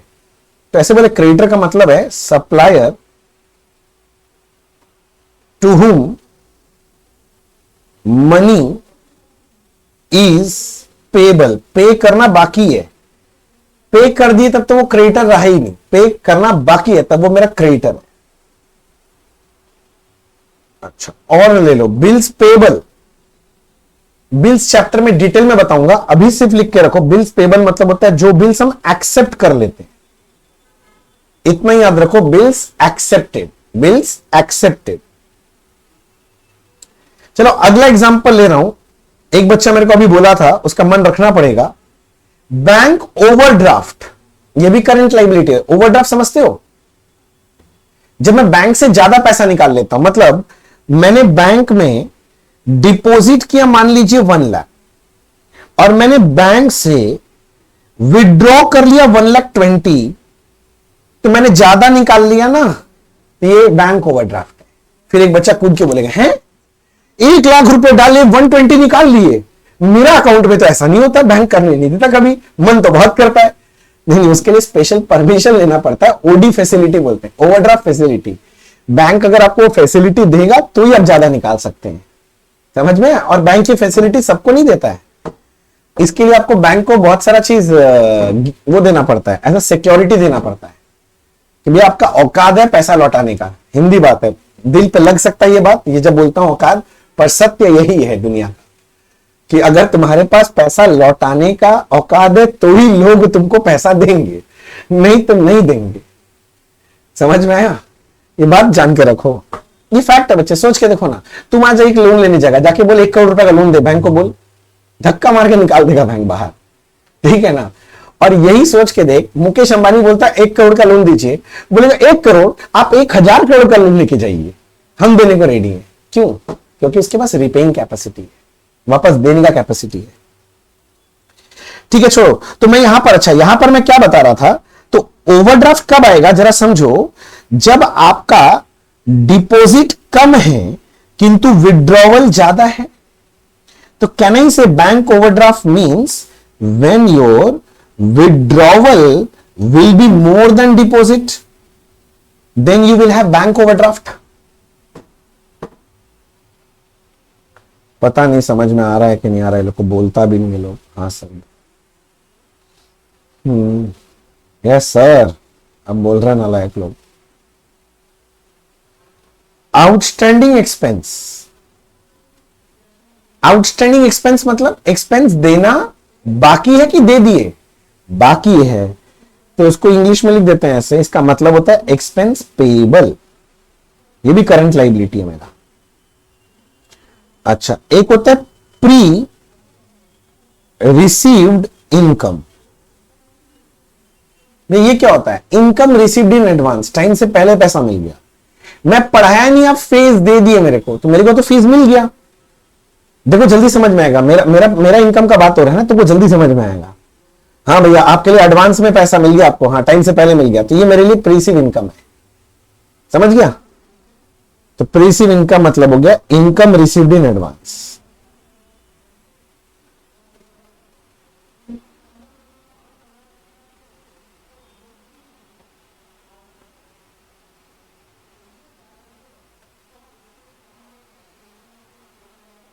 बोलो हो गया?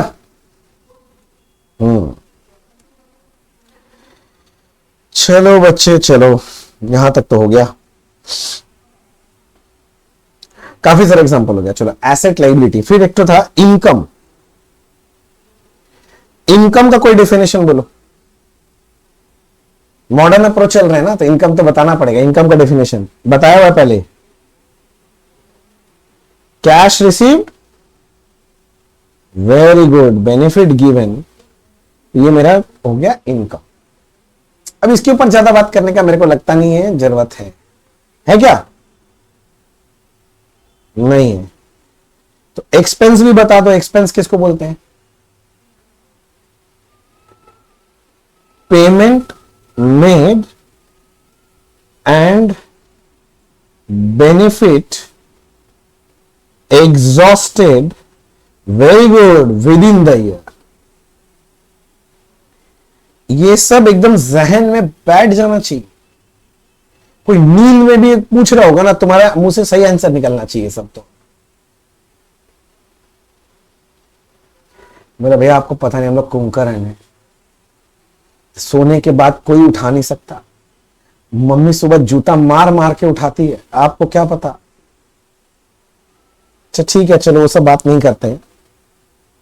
आगे, कैपिटल किसको बोलते हैं? वेरी गुड, मालिक जो बिजनेस में पैसा लाता है वही कैपिटल है। एकदम सही बोल रहे हैं, that is amount contributed by owner, यही बोल रहा है ना, to business. Amount contributed by owner to business, owner जो बिजनेस को पैसा देता है वही कैपिटल है। अच्छा, इसको मैं से घुमा के बोलूं क्या? अच्छा, मालिक जो बिजनेस को पैसा दिया वो तो कैपिटल है, तो ये पैसा बिजनेस को मिला, तो बिजनेस ये पैसा किसको लौटाएगा? मालिक को लौटाएगा ना। तो ऐसे भी तो घुमा के बोल सकते हैं, amount payable by business to owner, that is capital. उल्टा सोचो, अगर कोई पैसा बिजनेस जो है बिजनेसमैन को अगर लौटाना है तो वो तो कैपिटल ही है ना। अरे बचपन का याद करो, जो लोग बचपन थोड़ा बैलेंस शीट समझते हो, ये लाइबिलिटी साइड है ना, सारा लाइबिलिटी भी इधर आता है तो कैपिटल भी इधर आता है। कैपिटल का पेमेंट, सॉरी, लाइबिलिटी का पेमेंट बाहर वाला को करना है, और कैपिटल का पैसा किसको लौटाना है? मालिक को। तो वो पैसा जो मालिक को लौटाना होता है बिजनेस को, वो भी तो कैपिटल ही है। ऐसे सोच लो।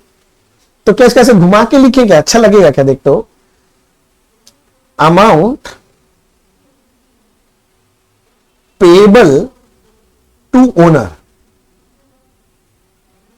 अमाउंट पेएबल टू ओनर, ये भी कैपिटल है।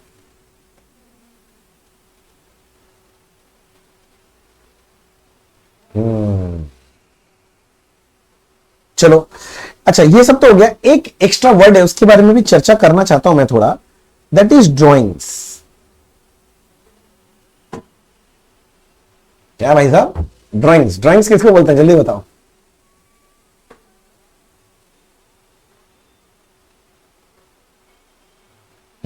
अगर मालिक कोई भी पैसा लेके जाता है पर्सनल यूज के लिए, तो उसको क्या बोलते हैं? ड्राइंग्स। अच्छा सुना, कोई जरूरी थोड़ी ना कि कैश लेके जाए, कुछ और भी तो लेके जा सकता है। गुड्स उठा के ले गया, कोई एसेट उठा के ले गया, तो वो भी तो अगर पर्सनल यूज के लिए लेके गया है तो वो ड्राइंग्स है। तो क्या मैं ऐसे बोलूं चलेगा क्या? कैश और any other asset taken over by owner for कौन सा यूज? Personal use. ये इंपॉर्टेंट वर्ड है, पर्सनल यूज के लिए लेके जा रहा है तो वो ड्राइंग्स है। एकदम बचपन का कहानी चल रहा है सर। मुझे लगता नहीं है कि मैंने कुछ नया पढ़ाया है। क्लास 11-12 में इतना तो पढ़ ही लेना चाहिए।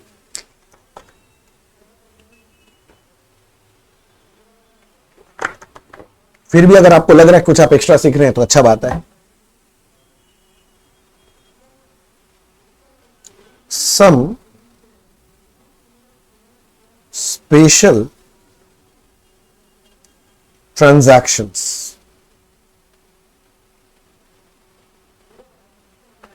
सम स्पेशल ट्रांजैक्शंस। मॉडर्न अप्रोच का जितना चर्चा करना था हमने सारा कर लिया और कुछ बचा नहीं है। अब मैं आपके साथ कुछ ट्रांजैक्शंस हैं उसके बारे में बात करना चाहता हूं।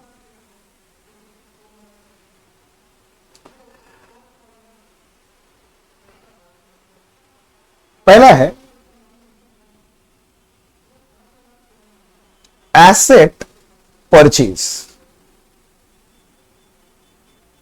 क्या लिखा भाई साहब? देखो दिखाई दे रहा है एसेट परचेज। देखो हम जो एसेट परचेज करते हैं ना, दो रीजन की वजह से एसेट परचेज होता है। या तो एसेट परचेज करके हम उसको बेच देंगे सेल करने के लिए, या तो उसको फिर हम यूज करेंगे यूज करने के लिए। अगर हम एसेट परचेज करते हैं बेचने के लिए, सेल करने के लिए, तो उस एसेट को हम लोग बोलते हैं गुड्स। क्या बोलते हैं भाई साहब? गुड्स।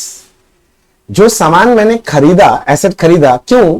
क्योंकि वापस बेचेंगे, कमाएंगे भाई, तो उसको गुड्स बोला जाता है। अच्छा सीधा बात बोलिए ना, जिस माल में आप धंधा करते हैं, जिस चीज का धंधा करते हैं वो आपका गुड्स है। हाँ हाँ भाई, हिंदी में वही बात बोल रहा हूं। अच्छा, गुड्स को हम लोग स्टॉक भी बोलते हैं और इसको हम लोग इन्वेंटरीज भी बोल देते हैं। इन्वेंटरी। और जो एसेट खरीदते हैं हम लोग यूज करने के लिए मुन्ना, उसको हम लोग बोलते हैं ये हमारा फिक्स्ड एसेट कहलाता है, जिसको थोड़ा देर पहले मैंने बोला था PPE, property plant and equipment. बोलना हाँ, समझ में आ रहा है क्या? अगर मैंने कोई एसेट खरीदा है बेचने के लिए, मतलब जब मैं गुड्स खरीदता हूं ना, तो जब गुड्स परचेज करते हैं तो उसके लिए यूज होता है purchase account. Whenever we buy goods, तो उसके लिए गुड्स खरीदने के लिए गुड्स अकाउंट यूज नहीं होता, परचेज अकाउंट यूज होता है। और जब भी मैं कोई फिक्स एसेट खरीदता हूं तो उसके लिए रिस्पेक्टिव एसेट होता है। मैं आपको समझा रहा हूं।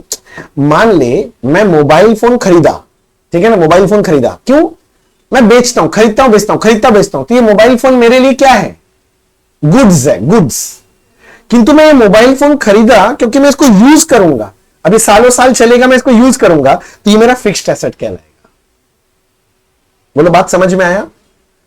तो मैं बोल रहा हूं जब मैं मोबाइल खरीद रहा हूं वापस बेचने के लिए, मोबाइल का धंधा करता हूं, तो जब भी मैं मोबाइल खरीदूंगा तो मैं कौन सा अकाउंट यूज करूंगा? परचेज अकाउंट यूज करूंगा। समझ रहे हो? बोलेगा ना गुड्स परचेज, तो कौन सा अकाउंट यूज करोगे? Purchase account. किंतु अगर आप कोई फिक्स्ड एसेट परचेज कर रहे हो, जैसे बोलेगा लैंड परचेज किया, तो उसके लिए respective fix asset account use करना। क्या यूज करना? Respective fixed asset account use करना। मतलब अगर लैंड परचेज किया, आपको बोला लैंड परचेज, तो land account. Furniture purchase, furniture account. Machinery purchase किया तो मशीनरी अकाउंट। किंतु गुड्स परचेज किया तो परचेज अकाउंट।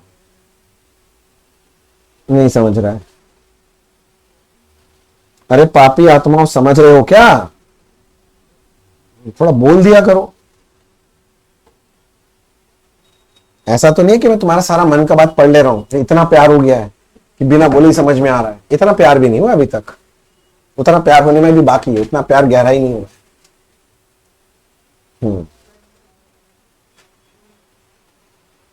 हो गया, आगे बढ़े।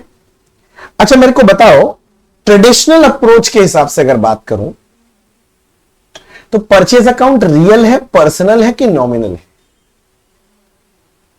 Very good, purchase account is nominal. Reason क्या है? क्योंकि ये मेरा एक्सपेंस है। परचेज मतलब खर्चा, खर्चा expense, all expenses account are nominal account. और ये जो फिक्स्ड एसेट है ये कौन सा अकाउंट है? Very good, all assets account are real account. भैया ये रियल अकाउंट है, रियल अकाउंट इन नेचर, सही है।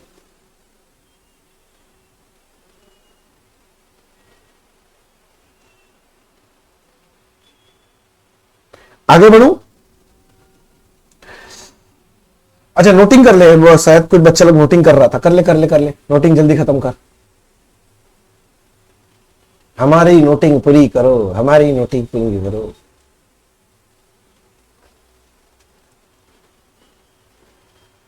आगे बढ़े, का हो बबुआ। चला नेक्स्ट, अब मैं बोलता हूं मैंने एसेट बेच दिया। अगर भैया कौन सा एसेट बेच रहे हो? मान लो मैं बोलता हूं मैं गुड्स बेच रहा हूं, गुड्स गुड्स। तो जब गुड्स बेचते हैं ना तो उसके लिए सेल्स अकाउंट यूज होता है। Whenever we sell any goods, we will use which account? Sales account. किंतु अगर हम कोई फिक्स्ड एसेट सेल किए तो फिक्स एसेट सेल करने से यूज होता है fixed asset account, respective fixed asset account. मतलब अगर लैंड सेल किया तो लैंड अकाउंट, प्लांट सेल किया प्लांट अकाउंट, फर्नीचर सेल किया फर्नीचर अकाउंट, बिल्डिंग सेल किया बिल्डिंग अकाउंट, गुड्स सेल किया तो सेल्स अकाउंट। क्योंकि गुड्स को छोड़ के कोई भी फिक्स एसेट बेच रहे हो तो वो फिक्स एसेट का नाम का अकाउंट खुलेगा। अच्छा बताओ तो सेल्स अकाउंट कौन सा है, रियल, पर्सनल की nominal? Sales, sales. Very good, it is nominal account. क्यों? सेल्स मतलब भैया इनकम हो गया, इनकम मतलब नॉमिनल अकाउंट, ठीक है ना। और फिक्स्ड एसेट अकाउंट अभी तो बात किया था, कौन सा अकाउंट होता है? ऊपर भी लिखा था रियल अकाउंट, ये तो रियल अकाउंट है। अच्छा गुड्स परचेज करेंगे तो परचेज अकाउंट, गुड्स सेल्स करेंगे तो सेल्स अकाउंट, किंतु फिक्स एसेट परचेज करो चाहे सेल करो फिक्स एसेट अकाउंट यूज होगा। बात तो सही है भैया, बात तो सही है, बात तो सही है।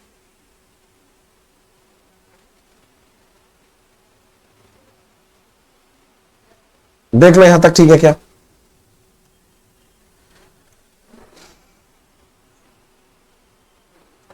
इसके बाद लिखो गुड्स रिटर्न्ड। अच्छा ठीक से हेडिंग देखना, मैंने एसेट रिटर्न नहीं लिखा, मैंने लिखा गुड्स रिटर्न। मेरा बात समझ रहा है ना? मैं एसेट रिटर्न का चर्चा नहीं कर रहा हूं, गुड्स का चर्चा कर रहा हूं। Goods, goods purchased, goods returned. मैंने कोई गुड्स पहले परचेज किया था, पसंद नहीं है, खराब आ गया था माल, रिटर्न कर दिया, हो ही सकता है परचेज गुड्स रिटर्न। तो उसके लिए कौन सा अकाउंट यूज होता है? परचेज गुड्स रिटर्न कर देंगे तो उसके लिए होता है परचेज रिटर्न अकाउंट, ठीक है। और एक अकाउंट यूज होता है, इसका भाई है, मतलब सिनोनिम है, रिटर्न आउटवर्ड भी बोल देते हैं, एक ही बात है। या तो परचेज रिटर्न बोलोगे या तो रिटर्न आउटवर्ड बोलोगे। और अगर मैं बोलूं सोल्ड गुड्स रिटर्न्ड, जो माल बेचा था पहले, कस्टमर को पसंद नहीं है, वो वापस कर दिया मेरे को, तो इसके लिए यूज होता है सेल्स रिटर्न अकाउंट।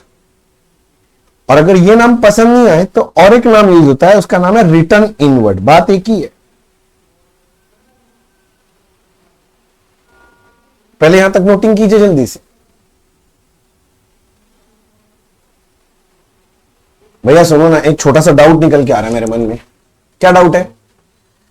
डाउट तो क्या बोले भैया, बचपन का एक तकलीफ है। हाँ, क्या तकलीफ है भैया? हम लोग कंफ्यूज कर जाते हैं, रिटर्न आउटवर्ड किसको बोलते हैं, रिटर्न इनवर्ड किसको बोलते हैं। हम कंफ्यूज हो जाते हैं, कभी कभी उल्टा सोच लेते हैं। अच्छा, कंफ्यूजन है तो देखो कैसे सोचना है, सुनो मेरे साथ, पार्टिसिपेट करो पहले। जब हम गुड्स परचेज करते हैं तो बोलो, परचेज करते हो गुड्स मेरे गोडाउन में आता है कि जाता है? गोडाउन में आता है, परचेज करते हैं तो। और अब ये माल अगर रिटर्न कर दिए, परचेज गुड्स को रिटर्न कर दिए, तो गोडाउन में आएगा कि जाएगा वापस? जाएगा। जाएगा मतलब इट कम्स इन कि गोज आउट? आउट है ना, इसका नाम हो गया रिटर्न करते वक्त आउट हो रहा है। रिटर्न करते वक्त आउट हो रहा है, इसको बोलते हैं रिटर्न आउटवर्ड। इसलिए देखो, परचेज रिटर्न का और एक नाम क्या है, रिटर्न आउटवर्ड। रिटर्न करते वक्त आउट जा रहा है गुड्स। और ऐसे ही सोचो, जब मैं सेल करता हूं तो गुड्स बाहर जा रहा है, किंतु जो सेल किया था अगर वो रिटर्न हो जाए तो गोडाउन में अंदर आ रहा है, अंदर इन इन इन। तो रिटर्न करते वक्त गुड्स गोडाउन के इन आ रहा है, तो नाम दे दिया रिटर्न इनवर्ड। तो सेल्स रिटर्न को रिटर्न इनवर्ड भी बोल देते हैं। नाम कैसे है समझ में आया? अच्छा, कोई बताएगा रिटर्न आउटवर्ड जो अकाउंट है, परचेज रिटर्न अकाउंट, ये कौन सा अकाउंट है, रियल, पर्सनल कि नॉमिनल?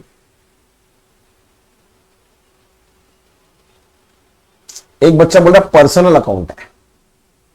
पर्सनल अकाउंट, उनका डेफिनेशन सोचो तो, पर्सनल अकाउंट मतलब रिलेटेड टू पर्सन है, या तो नेचुरल मतलब आदमी वाला अकाउंट, आदमी तो नहीं है रिटर्न आउटवर्ड।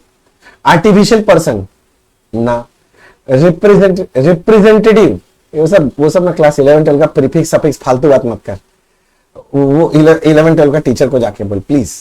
हम लोग कॉन्सेप्ट से बात करते हैं, रटने वाला तरीका। एक तो आगे नाम लगा दिया तो ये अकाउंट बन जाएगा, पीछे लगा दिया तो ये बन जाएगा, फालतू बात है ऐसा। लॉजिक समझना, वरना लॉजिकली सिखा रहा हूं मैं, रट्टाफिकेशन छोड़। समझ गया मेरा बात? तो बात समझिए, क्या कोई भी आदमी है क्या रिटर्न आउटवर्ड? ये तो माल वापस जा रहा है, माल है भाई, वापस जा रहा है। हाँ, क्या बोले थे दीदी? तरन्नुम दीदी कुछ बोल रहे थे, बताइए तो। नॉमिनल अकाउंट बोला, बहुत अच्छा, नॉमिनल ही है, सही बोला। किंतु मेरा क्वेश्चन यहां खत्म नहीं होता, तुम लोग जानता है मेरे को, मैं पूछूंगा क्यों, क्यों नॉमिनल, ये बताओ। बोलना शर्मा ने बंद कर दी, बोल।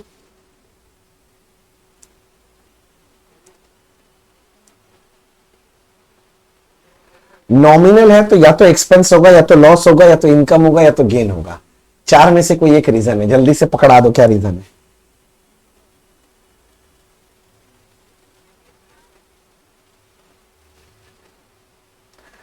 हम यही सुनना चाह रहे थे, हम यही सुनना चाह रहे थे। एकदम एकदम सही बोल रहा है, मैं यही सुनना चाह रहा था, क्योंकि मेरे को टोकना था। एकदम बचपन में यही सिखाया जाता है। देखो क्या बोल रहा है बच्चा, मैं बताता हूं।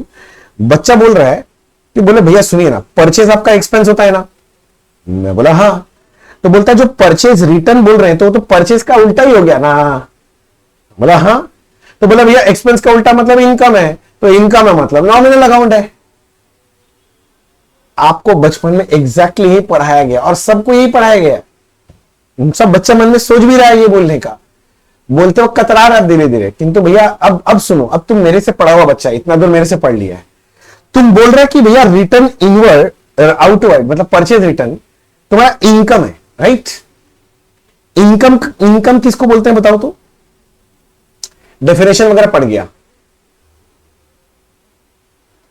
ये पढ़ाए हम तुमको। हमको तुम क्या पढ़ के आए उससे मतलब नहीं है। देख क्या हो सकता है, तुम वायरस लेके आए सिस्टम में यार। अब सुनो, रिटर्न आउटवर्ड, अच्छा छोड़ो, इनकम का मतलब है भैया कैश मिला और बेनिफिट दे दिया, ठीक है ना? तो इसको इनकम बोल रहा है।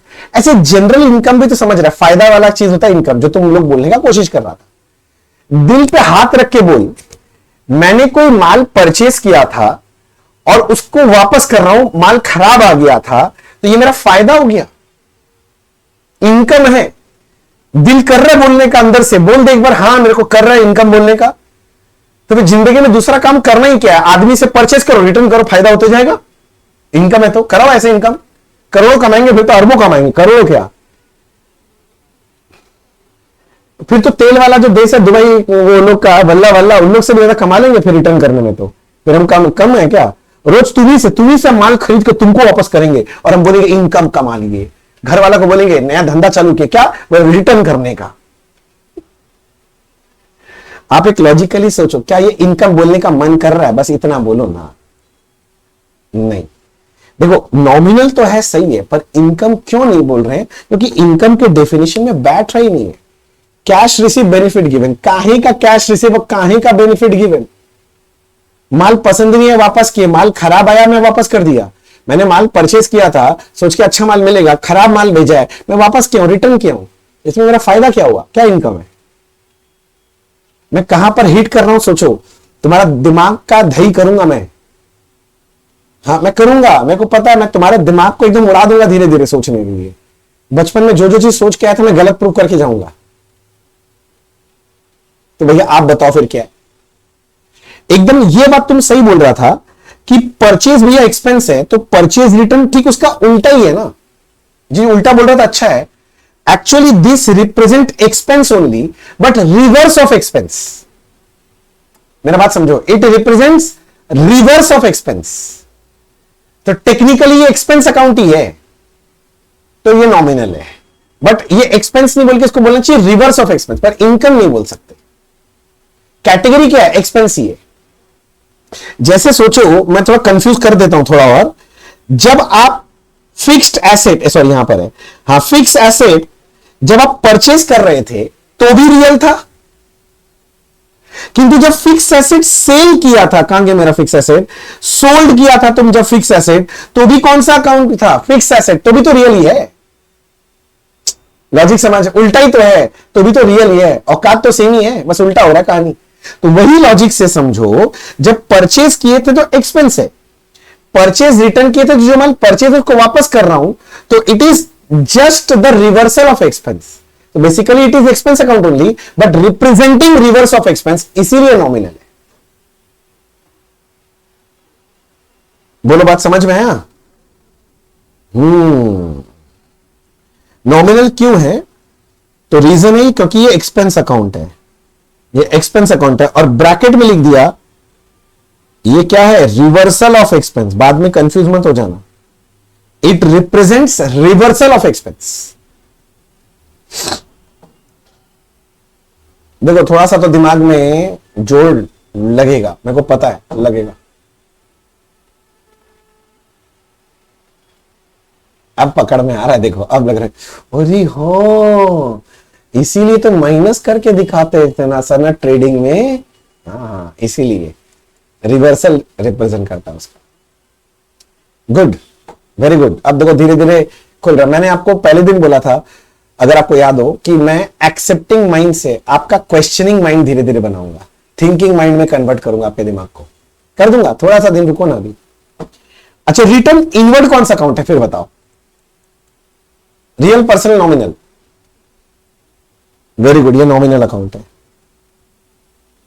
नॉमिनल अकाउंट है, बहुत बढ़िया बोला तुमने, बहुत बढ़िया। रीजन बताओ। नहीं एक्सपेंस बोल दे एक बार, मजा आ जाएगा। फिर एक बच्चा बोलेगा भैया सुनिए ना, सेल्स जो होता है ना वो इनकम है। बच्चा क्या, ये तो बचपन में टीचर लोग ऐसे सिखाते हैं 11th-12 में, मैंने देखा है। और फिर बोलेगा सेल्स रिटर्न उसका उल्टा है, तो इनकम का उल्टा क्या होता है? एक्सपेंस। तो एक्सपेंस है इसलिए नॉमिनल है। भाई नॉमिनल है, तुम ये सही बोल रहा है, किंतु एक्सपेंस कैसे हो सकता है? तुम एक्सपेंस का डेफिनेशन सोच। अब तो तुम पढ़ा लिखा है ना, पहले तुम पढ़ा लिखा नहीं था। हम तो तुमको पहले बैठ के पूरा पढ़ाए हैं, समझाए हैं चीजों को। एक्सपेंस का डेफिनेशन क्या था? Payment made, benefit receive. भाई एक बात बता, मैंने माल बेचा था, माल वापस आ गया, काहे का बेनिफिट रिसीव? गुस्सा आ रहा है मेरे को, मेरा माल वापस आ गया है, मतलब माल वापस आना क्या बेनिफिट मिल रहा है मेरे को? खुजरा पाप मिल रहा है वापस मेरे को बेनिफिट तो नहीं मिल रहा है। तो समझ, एक्सपेंस का डेफिनेशन में बैठेगा ही नहीं, समझ रहा है? तो एक्सपेंस तो बोल नहीं सकते। और हाँ, अब तुम लोग सही पकड़ा भैया, सेल का उल्टा ही है ना, सेल इनकम है तो बेसिकली ये भी इनकम है, but it represents reversal of income. तो नॉमिनल है, basically it is income only, but it represents reversal of income, इसीलिए नॉमिनल है।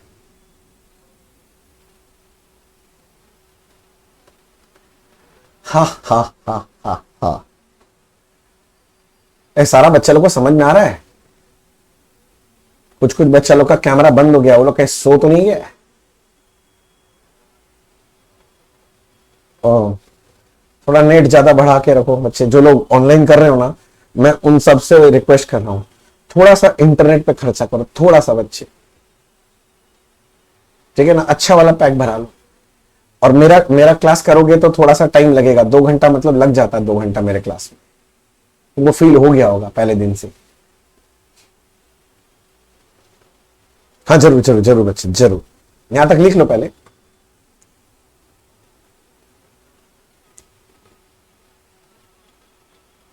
क्या समझा बेटा? एक्सपेंस वाला समझे नहीं? ओ, मैं ये बोला बच्चे कि जो परचेज होता है ना, परचेज तो आपका एक्सपेंस है। परचेज रिटर्न क्या है? ठीक, जो परचेज किया था उसका माल रिटर्न हो गया, उल्टा हो गया काम, उलट दिए, तो इसीलिए परचेज रिटर्न भी एक्सपेंस अकाउंट ही है, but it represents reversal of expense. So expense का कैटेगरी है, बस एक्सपेंस का उल्टा है, तो इनकम मत बोल देना उसको, रिवर्सल ऑफ एक्सपेंस है। एक्सपेंस मतलब नॉमिनल। अच्छा, यहां तक तो आप लोग समझ गए। अच्छा, आगे। अब ये बेसिक बात तो हो गया, बेसिक बात तो हो गया। अब मैं पूछता हूं, बताओ जल्दी से, ये सबको आना चाहिए। अकाउंटिंग साइकिल पता है किसको बोलते हैं? अकाउंटिंग साइकिल, अकाउंटिंग साइकिल का मतलब होता है स्टेप्स ऑफ अकाउंटिंग। अगर मैं समझाने के लिए बोलूं तो इसको बोलते हैं स्टेप्स ऑफ अकाउंटिंग। तो ये जवाब वो बच्चा लोग ज्यादा तेज देगा जो लोग बचपन में कभी अकाउंट्स किया हो। साइकिल समझाओ अकाउंट्स का, कोई भी ट्रांजैक्शन इवेंट। अच्छा क्यों, मैं तो पढ़ा के आया हूं थोड़ा थोड़ा बात, तुम लोग को तो पता होना चाहिए। कोई भी ट्रांजैक्शन इवेंट सबसे पहले कहां रिकॉर्ड हो जाता है? हाँ, बुक में। कौन सा बुक? बुक में भी कौन सा? जर्नल। Very good, journal. तो जर्नल है, किंतु एक्चुअली जानते हो इस टेप का नाम जर्नल नहीं है, जर्नल तो बुक का नाम है, तुम खुद ही बोला बुक है वो। जर्नल में रिकॉर्ड करने का जो तरीका है ना, उसको हम लोग बोलते हैं जर्नलाइजिंग। तो कोई पूछेगा अकाउंटिंग साइकिल का स्टेप 1 क्या है, तो जर्नल मत बोला कर। हाँ, नहीं नहीं नहीं, बुक में जर्नलाइजिंग पहला स्टेप है, जर्नलाइजिंग, ठीक है? अकाउंटिंग साइकिल का फर्स्ट स्टेप क्या है? जर्नलाइजिंग। अच्छा, जर्नल के बाद फिर कहां पर ले जाते हो? जर्नल एंट्री को कहां पोस्ट करते हो? लेजर। तो अगला रिकॉर्डिंग होता है लेजर में, किंतु लेजर में जो रिकॉर्ड करते हैं उसको बोलते हैं पोस्टिंग। तो एक्चुअली स्टेप का नाम क्या है? पोस्टिंग। बुक का नाम लेजर है, हाँ, स्टेप पोस्टिंग है। लेजर पोस्टिंग करने के बाद क्या करते हो? जो लोग अकाउंट्स बचपन में कर रखे हो वो बच्चे बता पाएंगे। हाँ भैया, बैलेंस वैलेंस करके ना फिर ट्रायल बैलेंस बनाते हैं, फिर ट्रायल बैलेंस बनाते हैं। Very good. तो थर्ड स्टेप होता है ट्रायल बैलेंस। अच्छा, ट्रायल बैलेंस हो गया, उसके बाद कौन सा स्टेप बनता है? हाँ, फाइनल अकाउंट्स बोल रहा था। अच्छा, फाइनल अकाउंट्स में भी पहले क्या बनता है? Trading PL. Correct, trading and profit and loss account. पता है, मैं इसका एक और नाम बताता हूं, तुम नाम देख के तुमको समझ में आ जाना चाहिए। हम लोग इसको ट्रेडिंग पीएल को परफॉर्मेंस स्टेटमेंट भी बोलते हैं। समझ गया क्यों परफॉर्मेंस स्टेटमेंट बोलते हैं? क्यों? परफॉर्मेंस मतलब होता है प्रॉफिट लॉस, ट्रेडिंग पीएल से प्रॉफिट लॉस निकलता है, इसलिए लोग नाम क्या रख दिया इसका? Performance statement. और लास्ट स्टेप होता है, पांचवा स्टेप क्या बनता है? Balance sheet. चलो, जैसे ट्रेडिंग पीएल को परफॉर्मेंस स्टेटमेंट नाम दिया, तुम्हारे ऊपर दायित्व है बैलेंस शीट का एक नया नाम रख दो आज। मनशा जी कुछ बोले, सुनाई नहीं दिया। हाँ, क्या बोले? Position statement. सही सही सही, पोजीशन स्टेटमेंट बोलते हैं, पोजीशन स्टेटमेंट बोलते हैं। वेरी गुड, मेरे को अच्छा लगा। अच्छा मतलब मेरे को बहुत अच्छा लगा, मेरे को बहुत बढ़िया बोल रहा है। ऐसे अच्छी बता, इंटरेक्शन करके ऐसे पढ़ने में मजा आता है कि नहीं आता है? आता है ना। अब लोग बोलते हैं ऑनलाइन में होता नहीं इंटरेक्शन, कौन बोला नहीं होता है? हाँ, जनरली स्टूडेंट लोग करना नहीं चाहता, पर स्टूडेंट से कराना पड़ता है इंटरेक्शन। स्टूडेंट को समझ में आएगा ना तो स्टूडेंट इंटरेक्ट करेगा, उसको भी मजा आने लगेगा। अब आधा बात स्टूडेंट को समझ में आता नहीं है तो इंटरेक्ट बेचारा कैसे करेगा? क्या लोकेश जी ठीक बोल रहे हैं?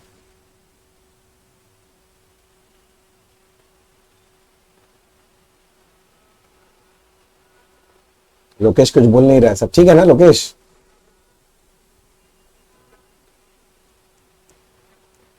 हमारा सब ठीक है ना? हाँ बस। अच्छा यहां तक लिख लिया सारा बच्चा लोग? तो अगर आज के बाद से बोले कोई भी तुमसे पूछे कि अकाउंटिंग साइकिल का स्टेप्स बताओ, क्या नंबर 1 क्या होता है? Journalising. Number 2 posting. Number 3 trial balance. Number 4 trading PL या performance statement. Number 5 balance sheet या पोजीशन स्टेटमेंट। एक बार फिर से बोलेंगे, number 1 journalising, number 2 posting, number 3 trial balance, number 4 trading PL या performance statement and number 5 balance sheet या फिर पोजीशन स्टेटमेंट। सही है, good good good good good. यहां तक तो मेरे ख्याल से सब बच्चा लोग को एकदम एकदम टनाटन। अब सबसे पहला जो स्टेप है जर्नल। सुनो, कोई भी ट्रांजैक्शन, अच्छा जर्नल एक अलग बुक है, मेरा बात समझो। प्रैक्टिकली क्या होगा, एक अलग किताब मेंटेन होगा, ऐसे किताब बनेगा। ये छोटा है पर थोड़ा बड़ा होता है प्रैक्टिकली, समझ रहे हैं? एक किताब होगा जिसका नाम रख देंगे जर्नल। कोई भी ट्रांजैक्शन जो होगा ना, सबसे पहले वो रिकॉर्ड होता है जर्नल में। All the transactions are primarily, that is firstly recorded in journal. Because firstly, primarily they are recorded in journal. Journal is also known as primary books. क्या बोलते हैं भाई साहब इसको? प्राइमरी बुक्स भी बोलते हैं, याद रखना, प्राइमरी बुक्स। अब जर्नल जो बुक है ना, उसके अंदर जर्नल का एक फॉर्मेट होता है, और मुझे पता है कि आप लोगों को सबको ये फॉर्मेट पता है। नहीं पता तो मैं बना के दिखा दूंगा, इसमें घबराने का क्या है? हाँ अब याद आ रहा, बोला हंस रहा बच्चा लोग, बोला आप मेरे को यही सिखाने वाले हैं आज क्या? हाँ बचपन से किया हुआ है, आज सिखा रहे हैं हमको जर्नल का फॉर्मेट। ये देखिए याद आ रहा होगा वो, यहां बीच में पतला से तो कॉलम बनाते थे, क्या चीज क्या याद है? हाँ LF लिखते थे, ये लेजर फोलियो होता था। ये डेबिट अमाउंट था, ये क्रेडिट का अमाउंट था। ये था तुम्हारा पर्टिकुलर्स, और ये कॉलम था डेट का कॉलम। ऐसा बनता था फॉर्मेट, ठीक है ना? कोई भी ट्रांजैक्शन जो होता है सबसे पहले कहां रिकॉर्ड होता है? जर्नल में। इसलिए जर्नल को हम लोग प्राइमरी बुक्स भी बोलते हैं, या फिर बुक ऑफ क्या, प्राइमरी बुक्स, ठीक है ना? बुक्स ऑफ ओरिजिनल एंट्री भी बोल देते हैं, क्योंकि ओरिजिनली यही रिकॉर्ड होता है ना, इसको बुक्स ऑफ ओरिजिनल एंट्री भी बोलते हैं। जर्नल के अंदर हम लोग जो ट्रांजैक्शंस रिकॉर्ड करते हैं वो क्रोनोलॉजिकली रिकॉर्ड करते हैं।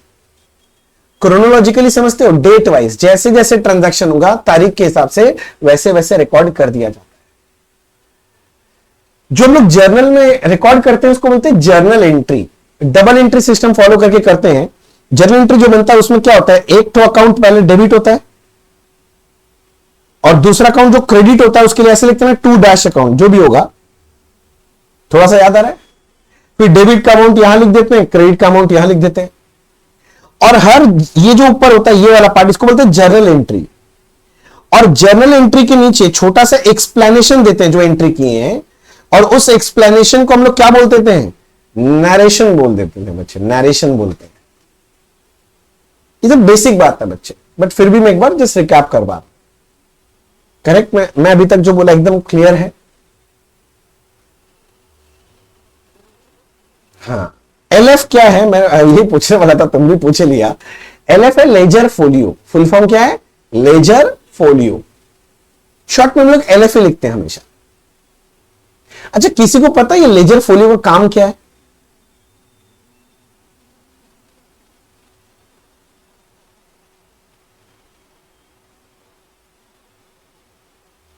हम्म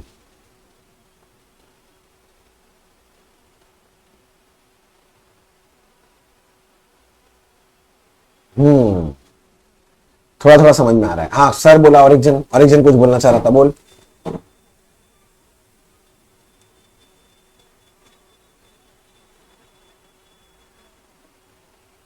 वेरी गुड, वेरी गुड। मतलब तुम लोग को थोड़ा सा आइडिया मैं बताता हूं। अब लेजर फोलियो क्या होता है मैं आपको बताता हूं। अच्छा, एक तो लॉजिक पूछता हूं, जरा बताना मेरे को, बहुत बढ़िया चीज पूछता हूं। ये डेबिट कॉलम यहां पर पहले और क्रेडिट कॉलम थोड़ा सरका के इधर क्यों लिखा जाता है बोल तो? रीजन क्या है कि हम लोग जो डेबिट आइटम लिखते हैं यहां लिखते हैं, देखो ध्यान से, और क्रेडिट है देखो थोड़ा सा स्पेस देके थोड़ा खसका के लिखते हैं ना, इसलिए क्रेडिट का कॉलम भी थोड़ा खिसक जाता है। नहीं समझा? डेबिट यहां पर है तो डेबिट पहले आ गया, ये क्रेडिट लिखते हैं थोड़ा थोड़ा सा स्पेस देके लिखते हैं, बचपन में सिखाया होगा, इसीलिए उसका कॉलम भी थोड़ा खिसका हुआ है बगल में। ये रिप्रेजेंट करता है, रिप्रेजेंटेशन है। अगर आप समझ रहे हो तो अच्छा लगेगा आपको कि क्यों होता है ये सब चीज। अच्छा ठीक है, चलो। बोले भैया इतना जान के हम क्या ही कर लेंगे, इतना नॉलेज का क्या होगा? कुछ नहीं होगा, होगा क्या? अच्छा, जर्नल के बाद फिर हम लोग बनाते हैं लेजर। मतलब जैसे जर्नल एक बुक है ना, लेजर एक अलग बुक है, एक अलग ही किताब बनेगा। जर्नल अलग था, वो बुक अलग था, लेजर का एक अलग किताब है। समझ रहे हैं? लेजर अलग किताब है, और लेजर का हर एक पेज में हम लोग अकाउंट बनाते हैं। लेजर के अंदर क्या बनता है? अकाउंट बनता है। लेजर के अंदर क्या बनता है? अकाउंट बनता है। पता है ना? क्योंकि मेरा एक दूसरा क्वेश्चन है, तुम लोग जो लोग बचपन में पढ़ रखे हैं वो लोग बताओ, लेजर के अंदर कौन सा अकाउंट बनता है? पर्सनल अकाउंट बनता है, रियल बनता है कि नॉमिनल बनता है? सोच के बताना। वेरी गुड, सभी अकाउंट बनता है। बोले भैया बेवकूफ बना रहे हैं क्या, लेजर में तो सारा अकाउंट खुलता है। हाँ, तो पर्सनल, रियल, नॉमिनल सारा अकाउंट लेजर में खुलता है। अब लेजर अकाउंट देखने में कैसा होता है, ये फॉर्मेट तो मेरे से अच्छा आपको पता है। तो देखो ऐसा फॉर्मेट बनता है, ऐसा ऐसा ऐसा। मैं बना देता हूं। एक तो डेट का कॉलम होता था, एक तो पर्टिकुलर्स का होता था, हाँ जर्नल फोलियो का कॉलम है, फिर एक अमाउंट का कॉलम है डेबिट साइड का, और उसके बाद फिर से डेट, वो अमाउंट और फोलियो वो सब आता था।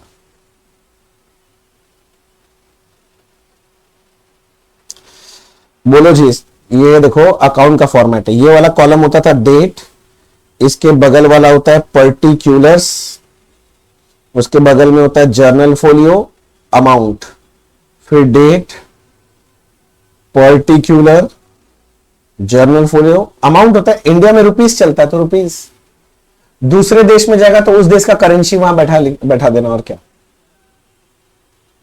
मैं ठीक बोल रहा हूं? यहां तक समझ में आ रहा है? अच्छा, होता क्या है, अब थोड़ा थोड़ा सा बात कर लिया जाए। अगर आपको पता है तो ठीक है, नहीं पता है तो मैं आपको बता दूं। लेजर में हम लोग करते हैं पोस्टिंग। अब पोस्टिंग कैसे होता है, मान ले फॉर एग्जाम्पल मैंने बोला परचेज गुड्स फॉर कैश। किसी को आता है जर्नल एंट्री करना? परचेज गुड्स फॉर कैश, तो उसका जर्नल एंट्री क्या होता है, कोई बता पाएगा? हाँ, तो एंट्री होता है परचेज अकाउंट डेबिट टू, क्या लिखेंगे, कैश अकाउंट। मान लीजिए 1,000 रुपए का परचेज है, तो मैं यहां 1,000 लिखूंगा, यहां 1,000 लिखूंगा, करेक्ट है। नियम क्या है कि अब ये जर्नल एंट्री से आपको पोस्टिंग करना पड़ता है लेजर में। कौन से लेजर में? दोनों में पोस्टिंग होगा, परचेज में भी होगा, कैश में भी होगा। मान ली ये जो अकाउंट है इसका नाम है परचेज अकाउंट। जिसको पोस्टिंग आता है ठीक है, जिसको नहीं आता ध्यान से समझो। देखो जर्नल एंट्री क्या बना, purchase account debit to cash. पहले मैं परचेज अकाउंट में पोस्टिंग कर रहा हूं, बोल रहा है परचेज अकाउंट डेबिट, इधर देखना। तो मैं हाथ लेके जा रहा हूं, देखो परचेज अकाउंट डेबिट, तो हाथ किधर आ गया, लेफ्ट हैंड साइड में आ गया। तो बाकी एंट्री में क्या लिखा हुआ है, टू कैश, तो यहां पर आके लिख देना टू कैश, 1,000 रुपया। समझा कैसे पोस्टिंग हुआ? और दूसरा अकाउंट ये लोग बोला था कैश। अच्छा, मैं समझाने के लिए ऐसे टी शेप में लिख रहा हूं, तुम समझ जाना, ये बीच का लाइन है, समझ रहे, ये डेबिट साइड, ये क्रेडिट साइड। अब देखो दूसरा अकाउंट कैश है, उसमें क्या लिखे, टू कैश अकाउंट, मतलब कैश अकाउंट क्रेडिट हो रहा है, तो अपना हाथ कैश में लेके जाओ, कैश अकाउंट क्रेडिट, तो इस साइड में आ गया, तो इधर पोस्टिंग हो जाएगा। दूसरा एस्पेक्ट, दूसरा एस्पेक्ट क्या था, परचेज, तो यहां पर ऐसे लिखा जाता है बाई परचेज, ऐसे करके पोस्टिंग हो जाएगा। अरे बोलो पोस्टिंग समझ में आया क्या? अब बहुत सारे बच्चे लोग वेट कर रहा है कि मैं आपको सिखाऊं कि फोलियो नंबर किसको बोलते हैं। कुछ बच्चे लोगों को नहीं भी पता है, तो उनके लिए मैं बता दे रहा हूं, फोलियो नंबर कुछ नहीं है, फोलियो का मतलब होता है पेज नंबर। मैंने अभी आपको समझाया कि जर्नल एक अलग बुक है, लेजर एक अलग बुक है। कोई भी ऑर्गेनाइजेशन जो एंट्रीज रिकॉर्ड कर रहा है, तुमको क्या लगता है उसका जर्नल लेजर 2-4 पन्ने का होगा क्या? हजारों पन्ने का होगा, लाखों पन्ने का होगा। छोटा सा कंपनी का ना एग्जांपल ले लो, मान लो टाटा मोटर्स, रिलायंस। आपको क्या लगता है उनका जर्नल कितना पतला होगा? 100 पेज का जर्नल होता होगा, लाखों पेज का होता होगा भाई। तो अगर कभी कोई एंट्री खोजना पड़ जाए ना, लाख पेज का जर्नल लेजर लेके बैठो, खोजो वो एंट्री कहां लिखे, तो नानी याद आ जाएगी।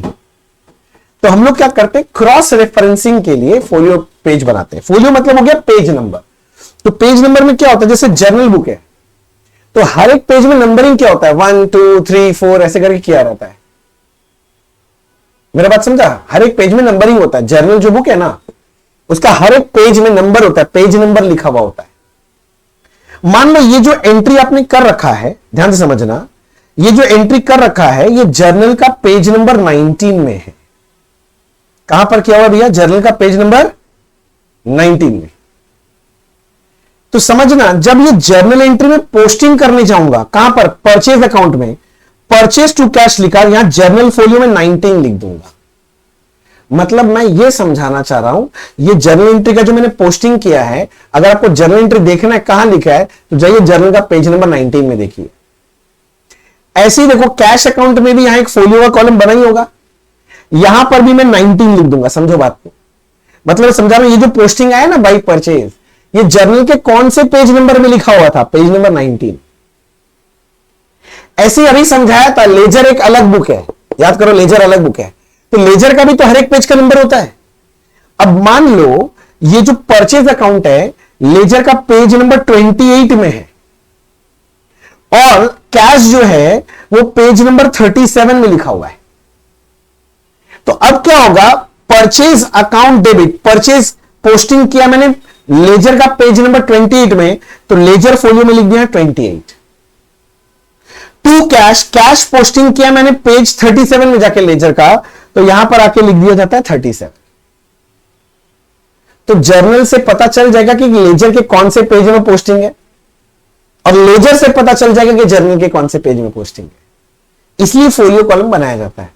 पर हां, जनरली बचपन से लेके इतना साल हो गया आप लोग अकाउंट्स करते हो, ये कभी यूज कराता नहीं है लोग, करेक्ट ना? तब बहुत जन को लगता है ये कोई काम का ही नहीं है, पर ऐसा बात नहीं है, काम का तो है, काम का तो है। बोलो बात समझ में आ गया?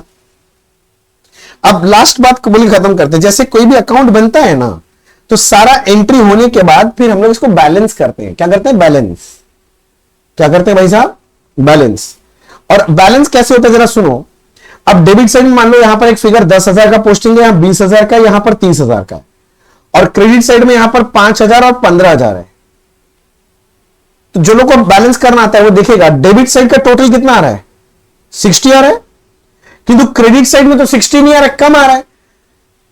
जितना कम आ रहा है, जिस साइड कम आता है उस साइड बैलेंस लिखेंगे। क्रेडिट साइड में आ रहा है तो लिखेंगे बाई बैलेंस कैरिड डाउन। कितना कम है, दोनों का डिफरेंस देखो, डेबिट और क्रेडिट का डिफरेंस करोगे, 60 - 20, ये बैलेंस 40,000 आ रहा है। बोलो हाँ कि ना? ऐसे बैलेंस लिखा जाता है बचपन में, याद करो याद करो याद करो जल्दी से। मेरा क्वेश्चन ये नहीं है, बैलेंस तो तुम लोग को करना आता है। मेरा क्वेश्चन है, ये जो बैलेंस है ना, ये डेबिट बैलेंस है कि क्रेडिट बैलेंस है? डेबिट की क्रेडिट?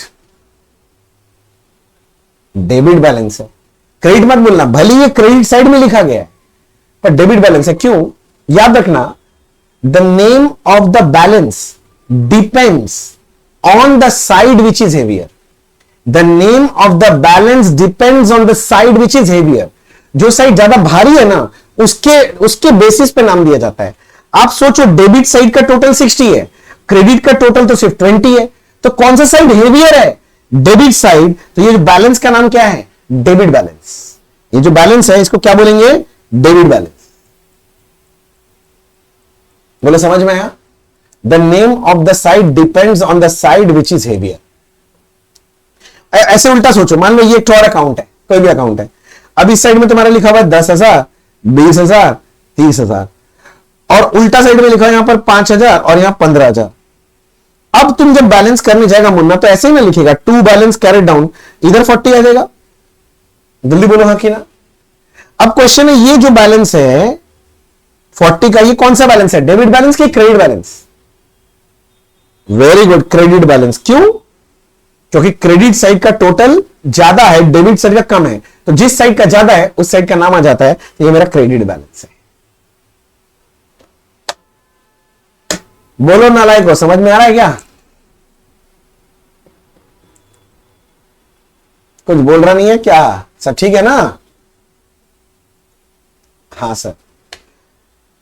तो एक काम करते हैं, आज इतना ही रखते हैं और ज्यादा नहीं बढ़ाते हैं, टाइम भी होने में आ गया। अभी मैं कुछ भी चालू करूंगा फिर आधा घंटा लगाऊंगा तो तुम मेरे को पकड़ के मारेगा, बोलेगा ज्यादा पढ़ा दे रहे हैं। तो आज एक काम करते हैं, इतना मेरे को भारी भी नहीं करना, क्लास को हल्का फुल्का ही रखना है। बस इतना रिक्वेस्ट करूंगा, अभी तक हमने बेसिक्स में जितना भी पढ़ लिया ना, अगला क्लास अटेंड करने से पहले पूरा रिवाइज करके आना, क्योंकि मैं बहुत सारा चीज वो काम लगेगा, जो पहले पढ़ गए हैं ना वो काम लगेगा अगला क्लास में। ठीक है, तो आज के लिए इतना ही, अगले दिन फिर मिलेंगे। Thank you so much, good night, शबा खैर, स्टूडेंट जुड़ेगा सेल, बाय बाय।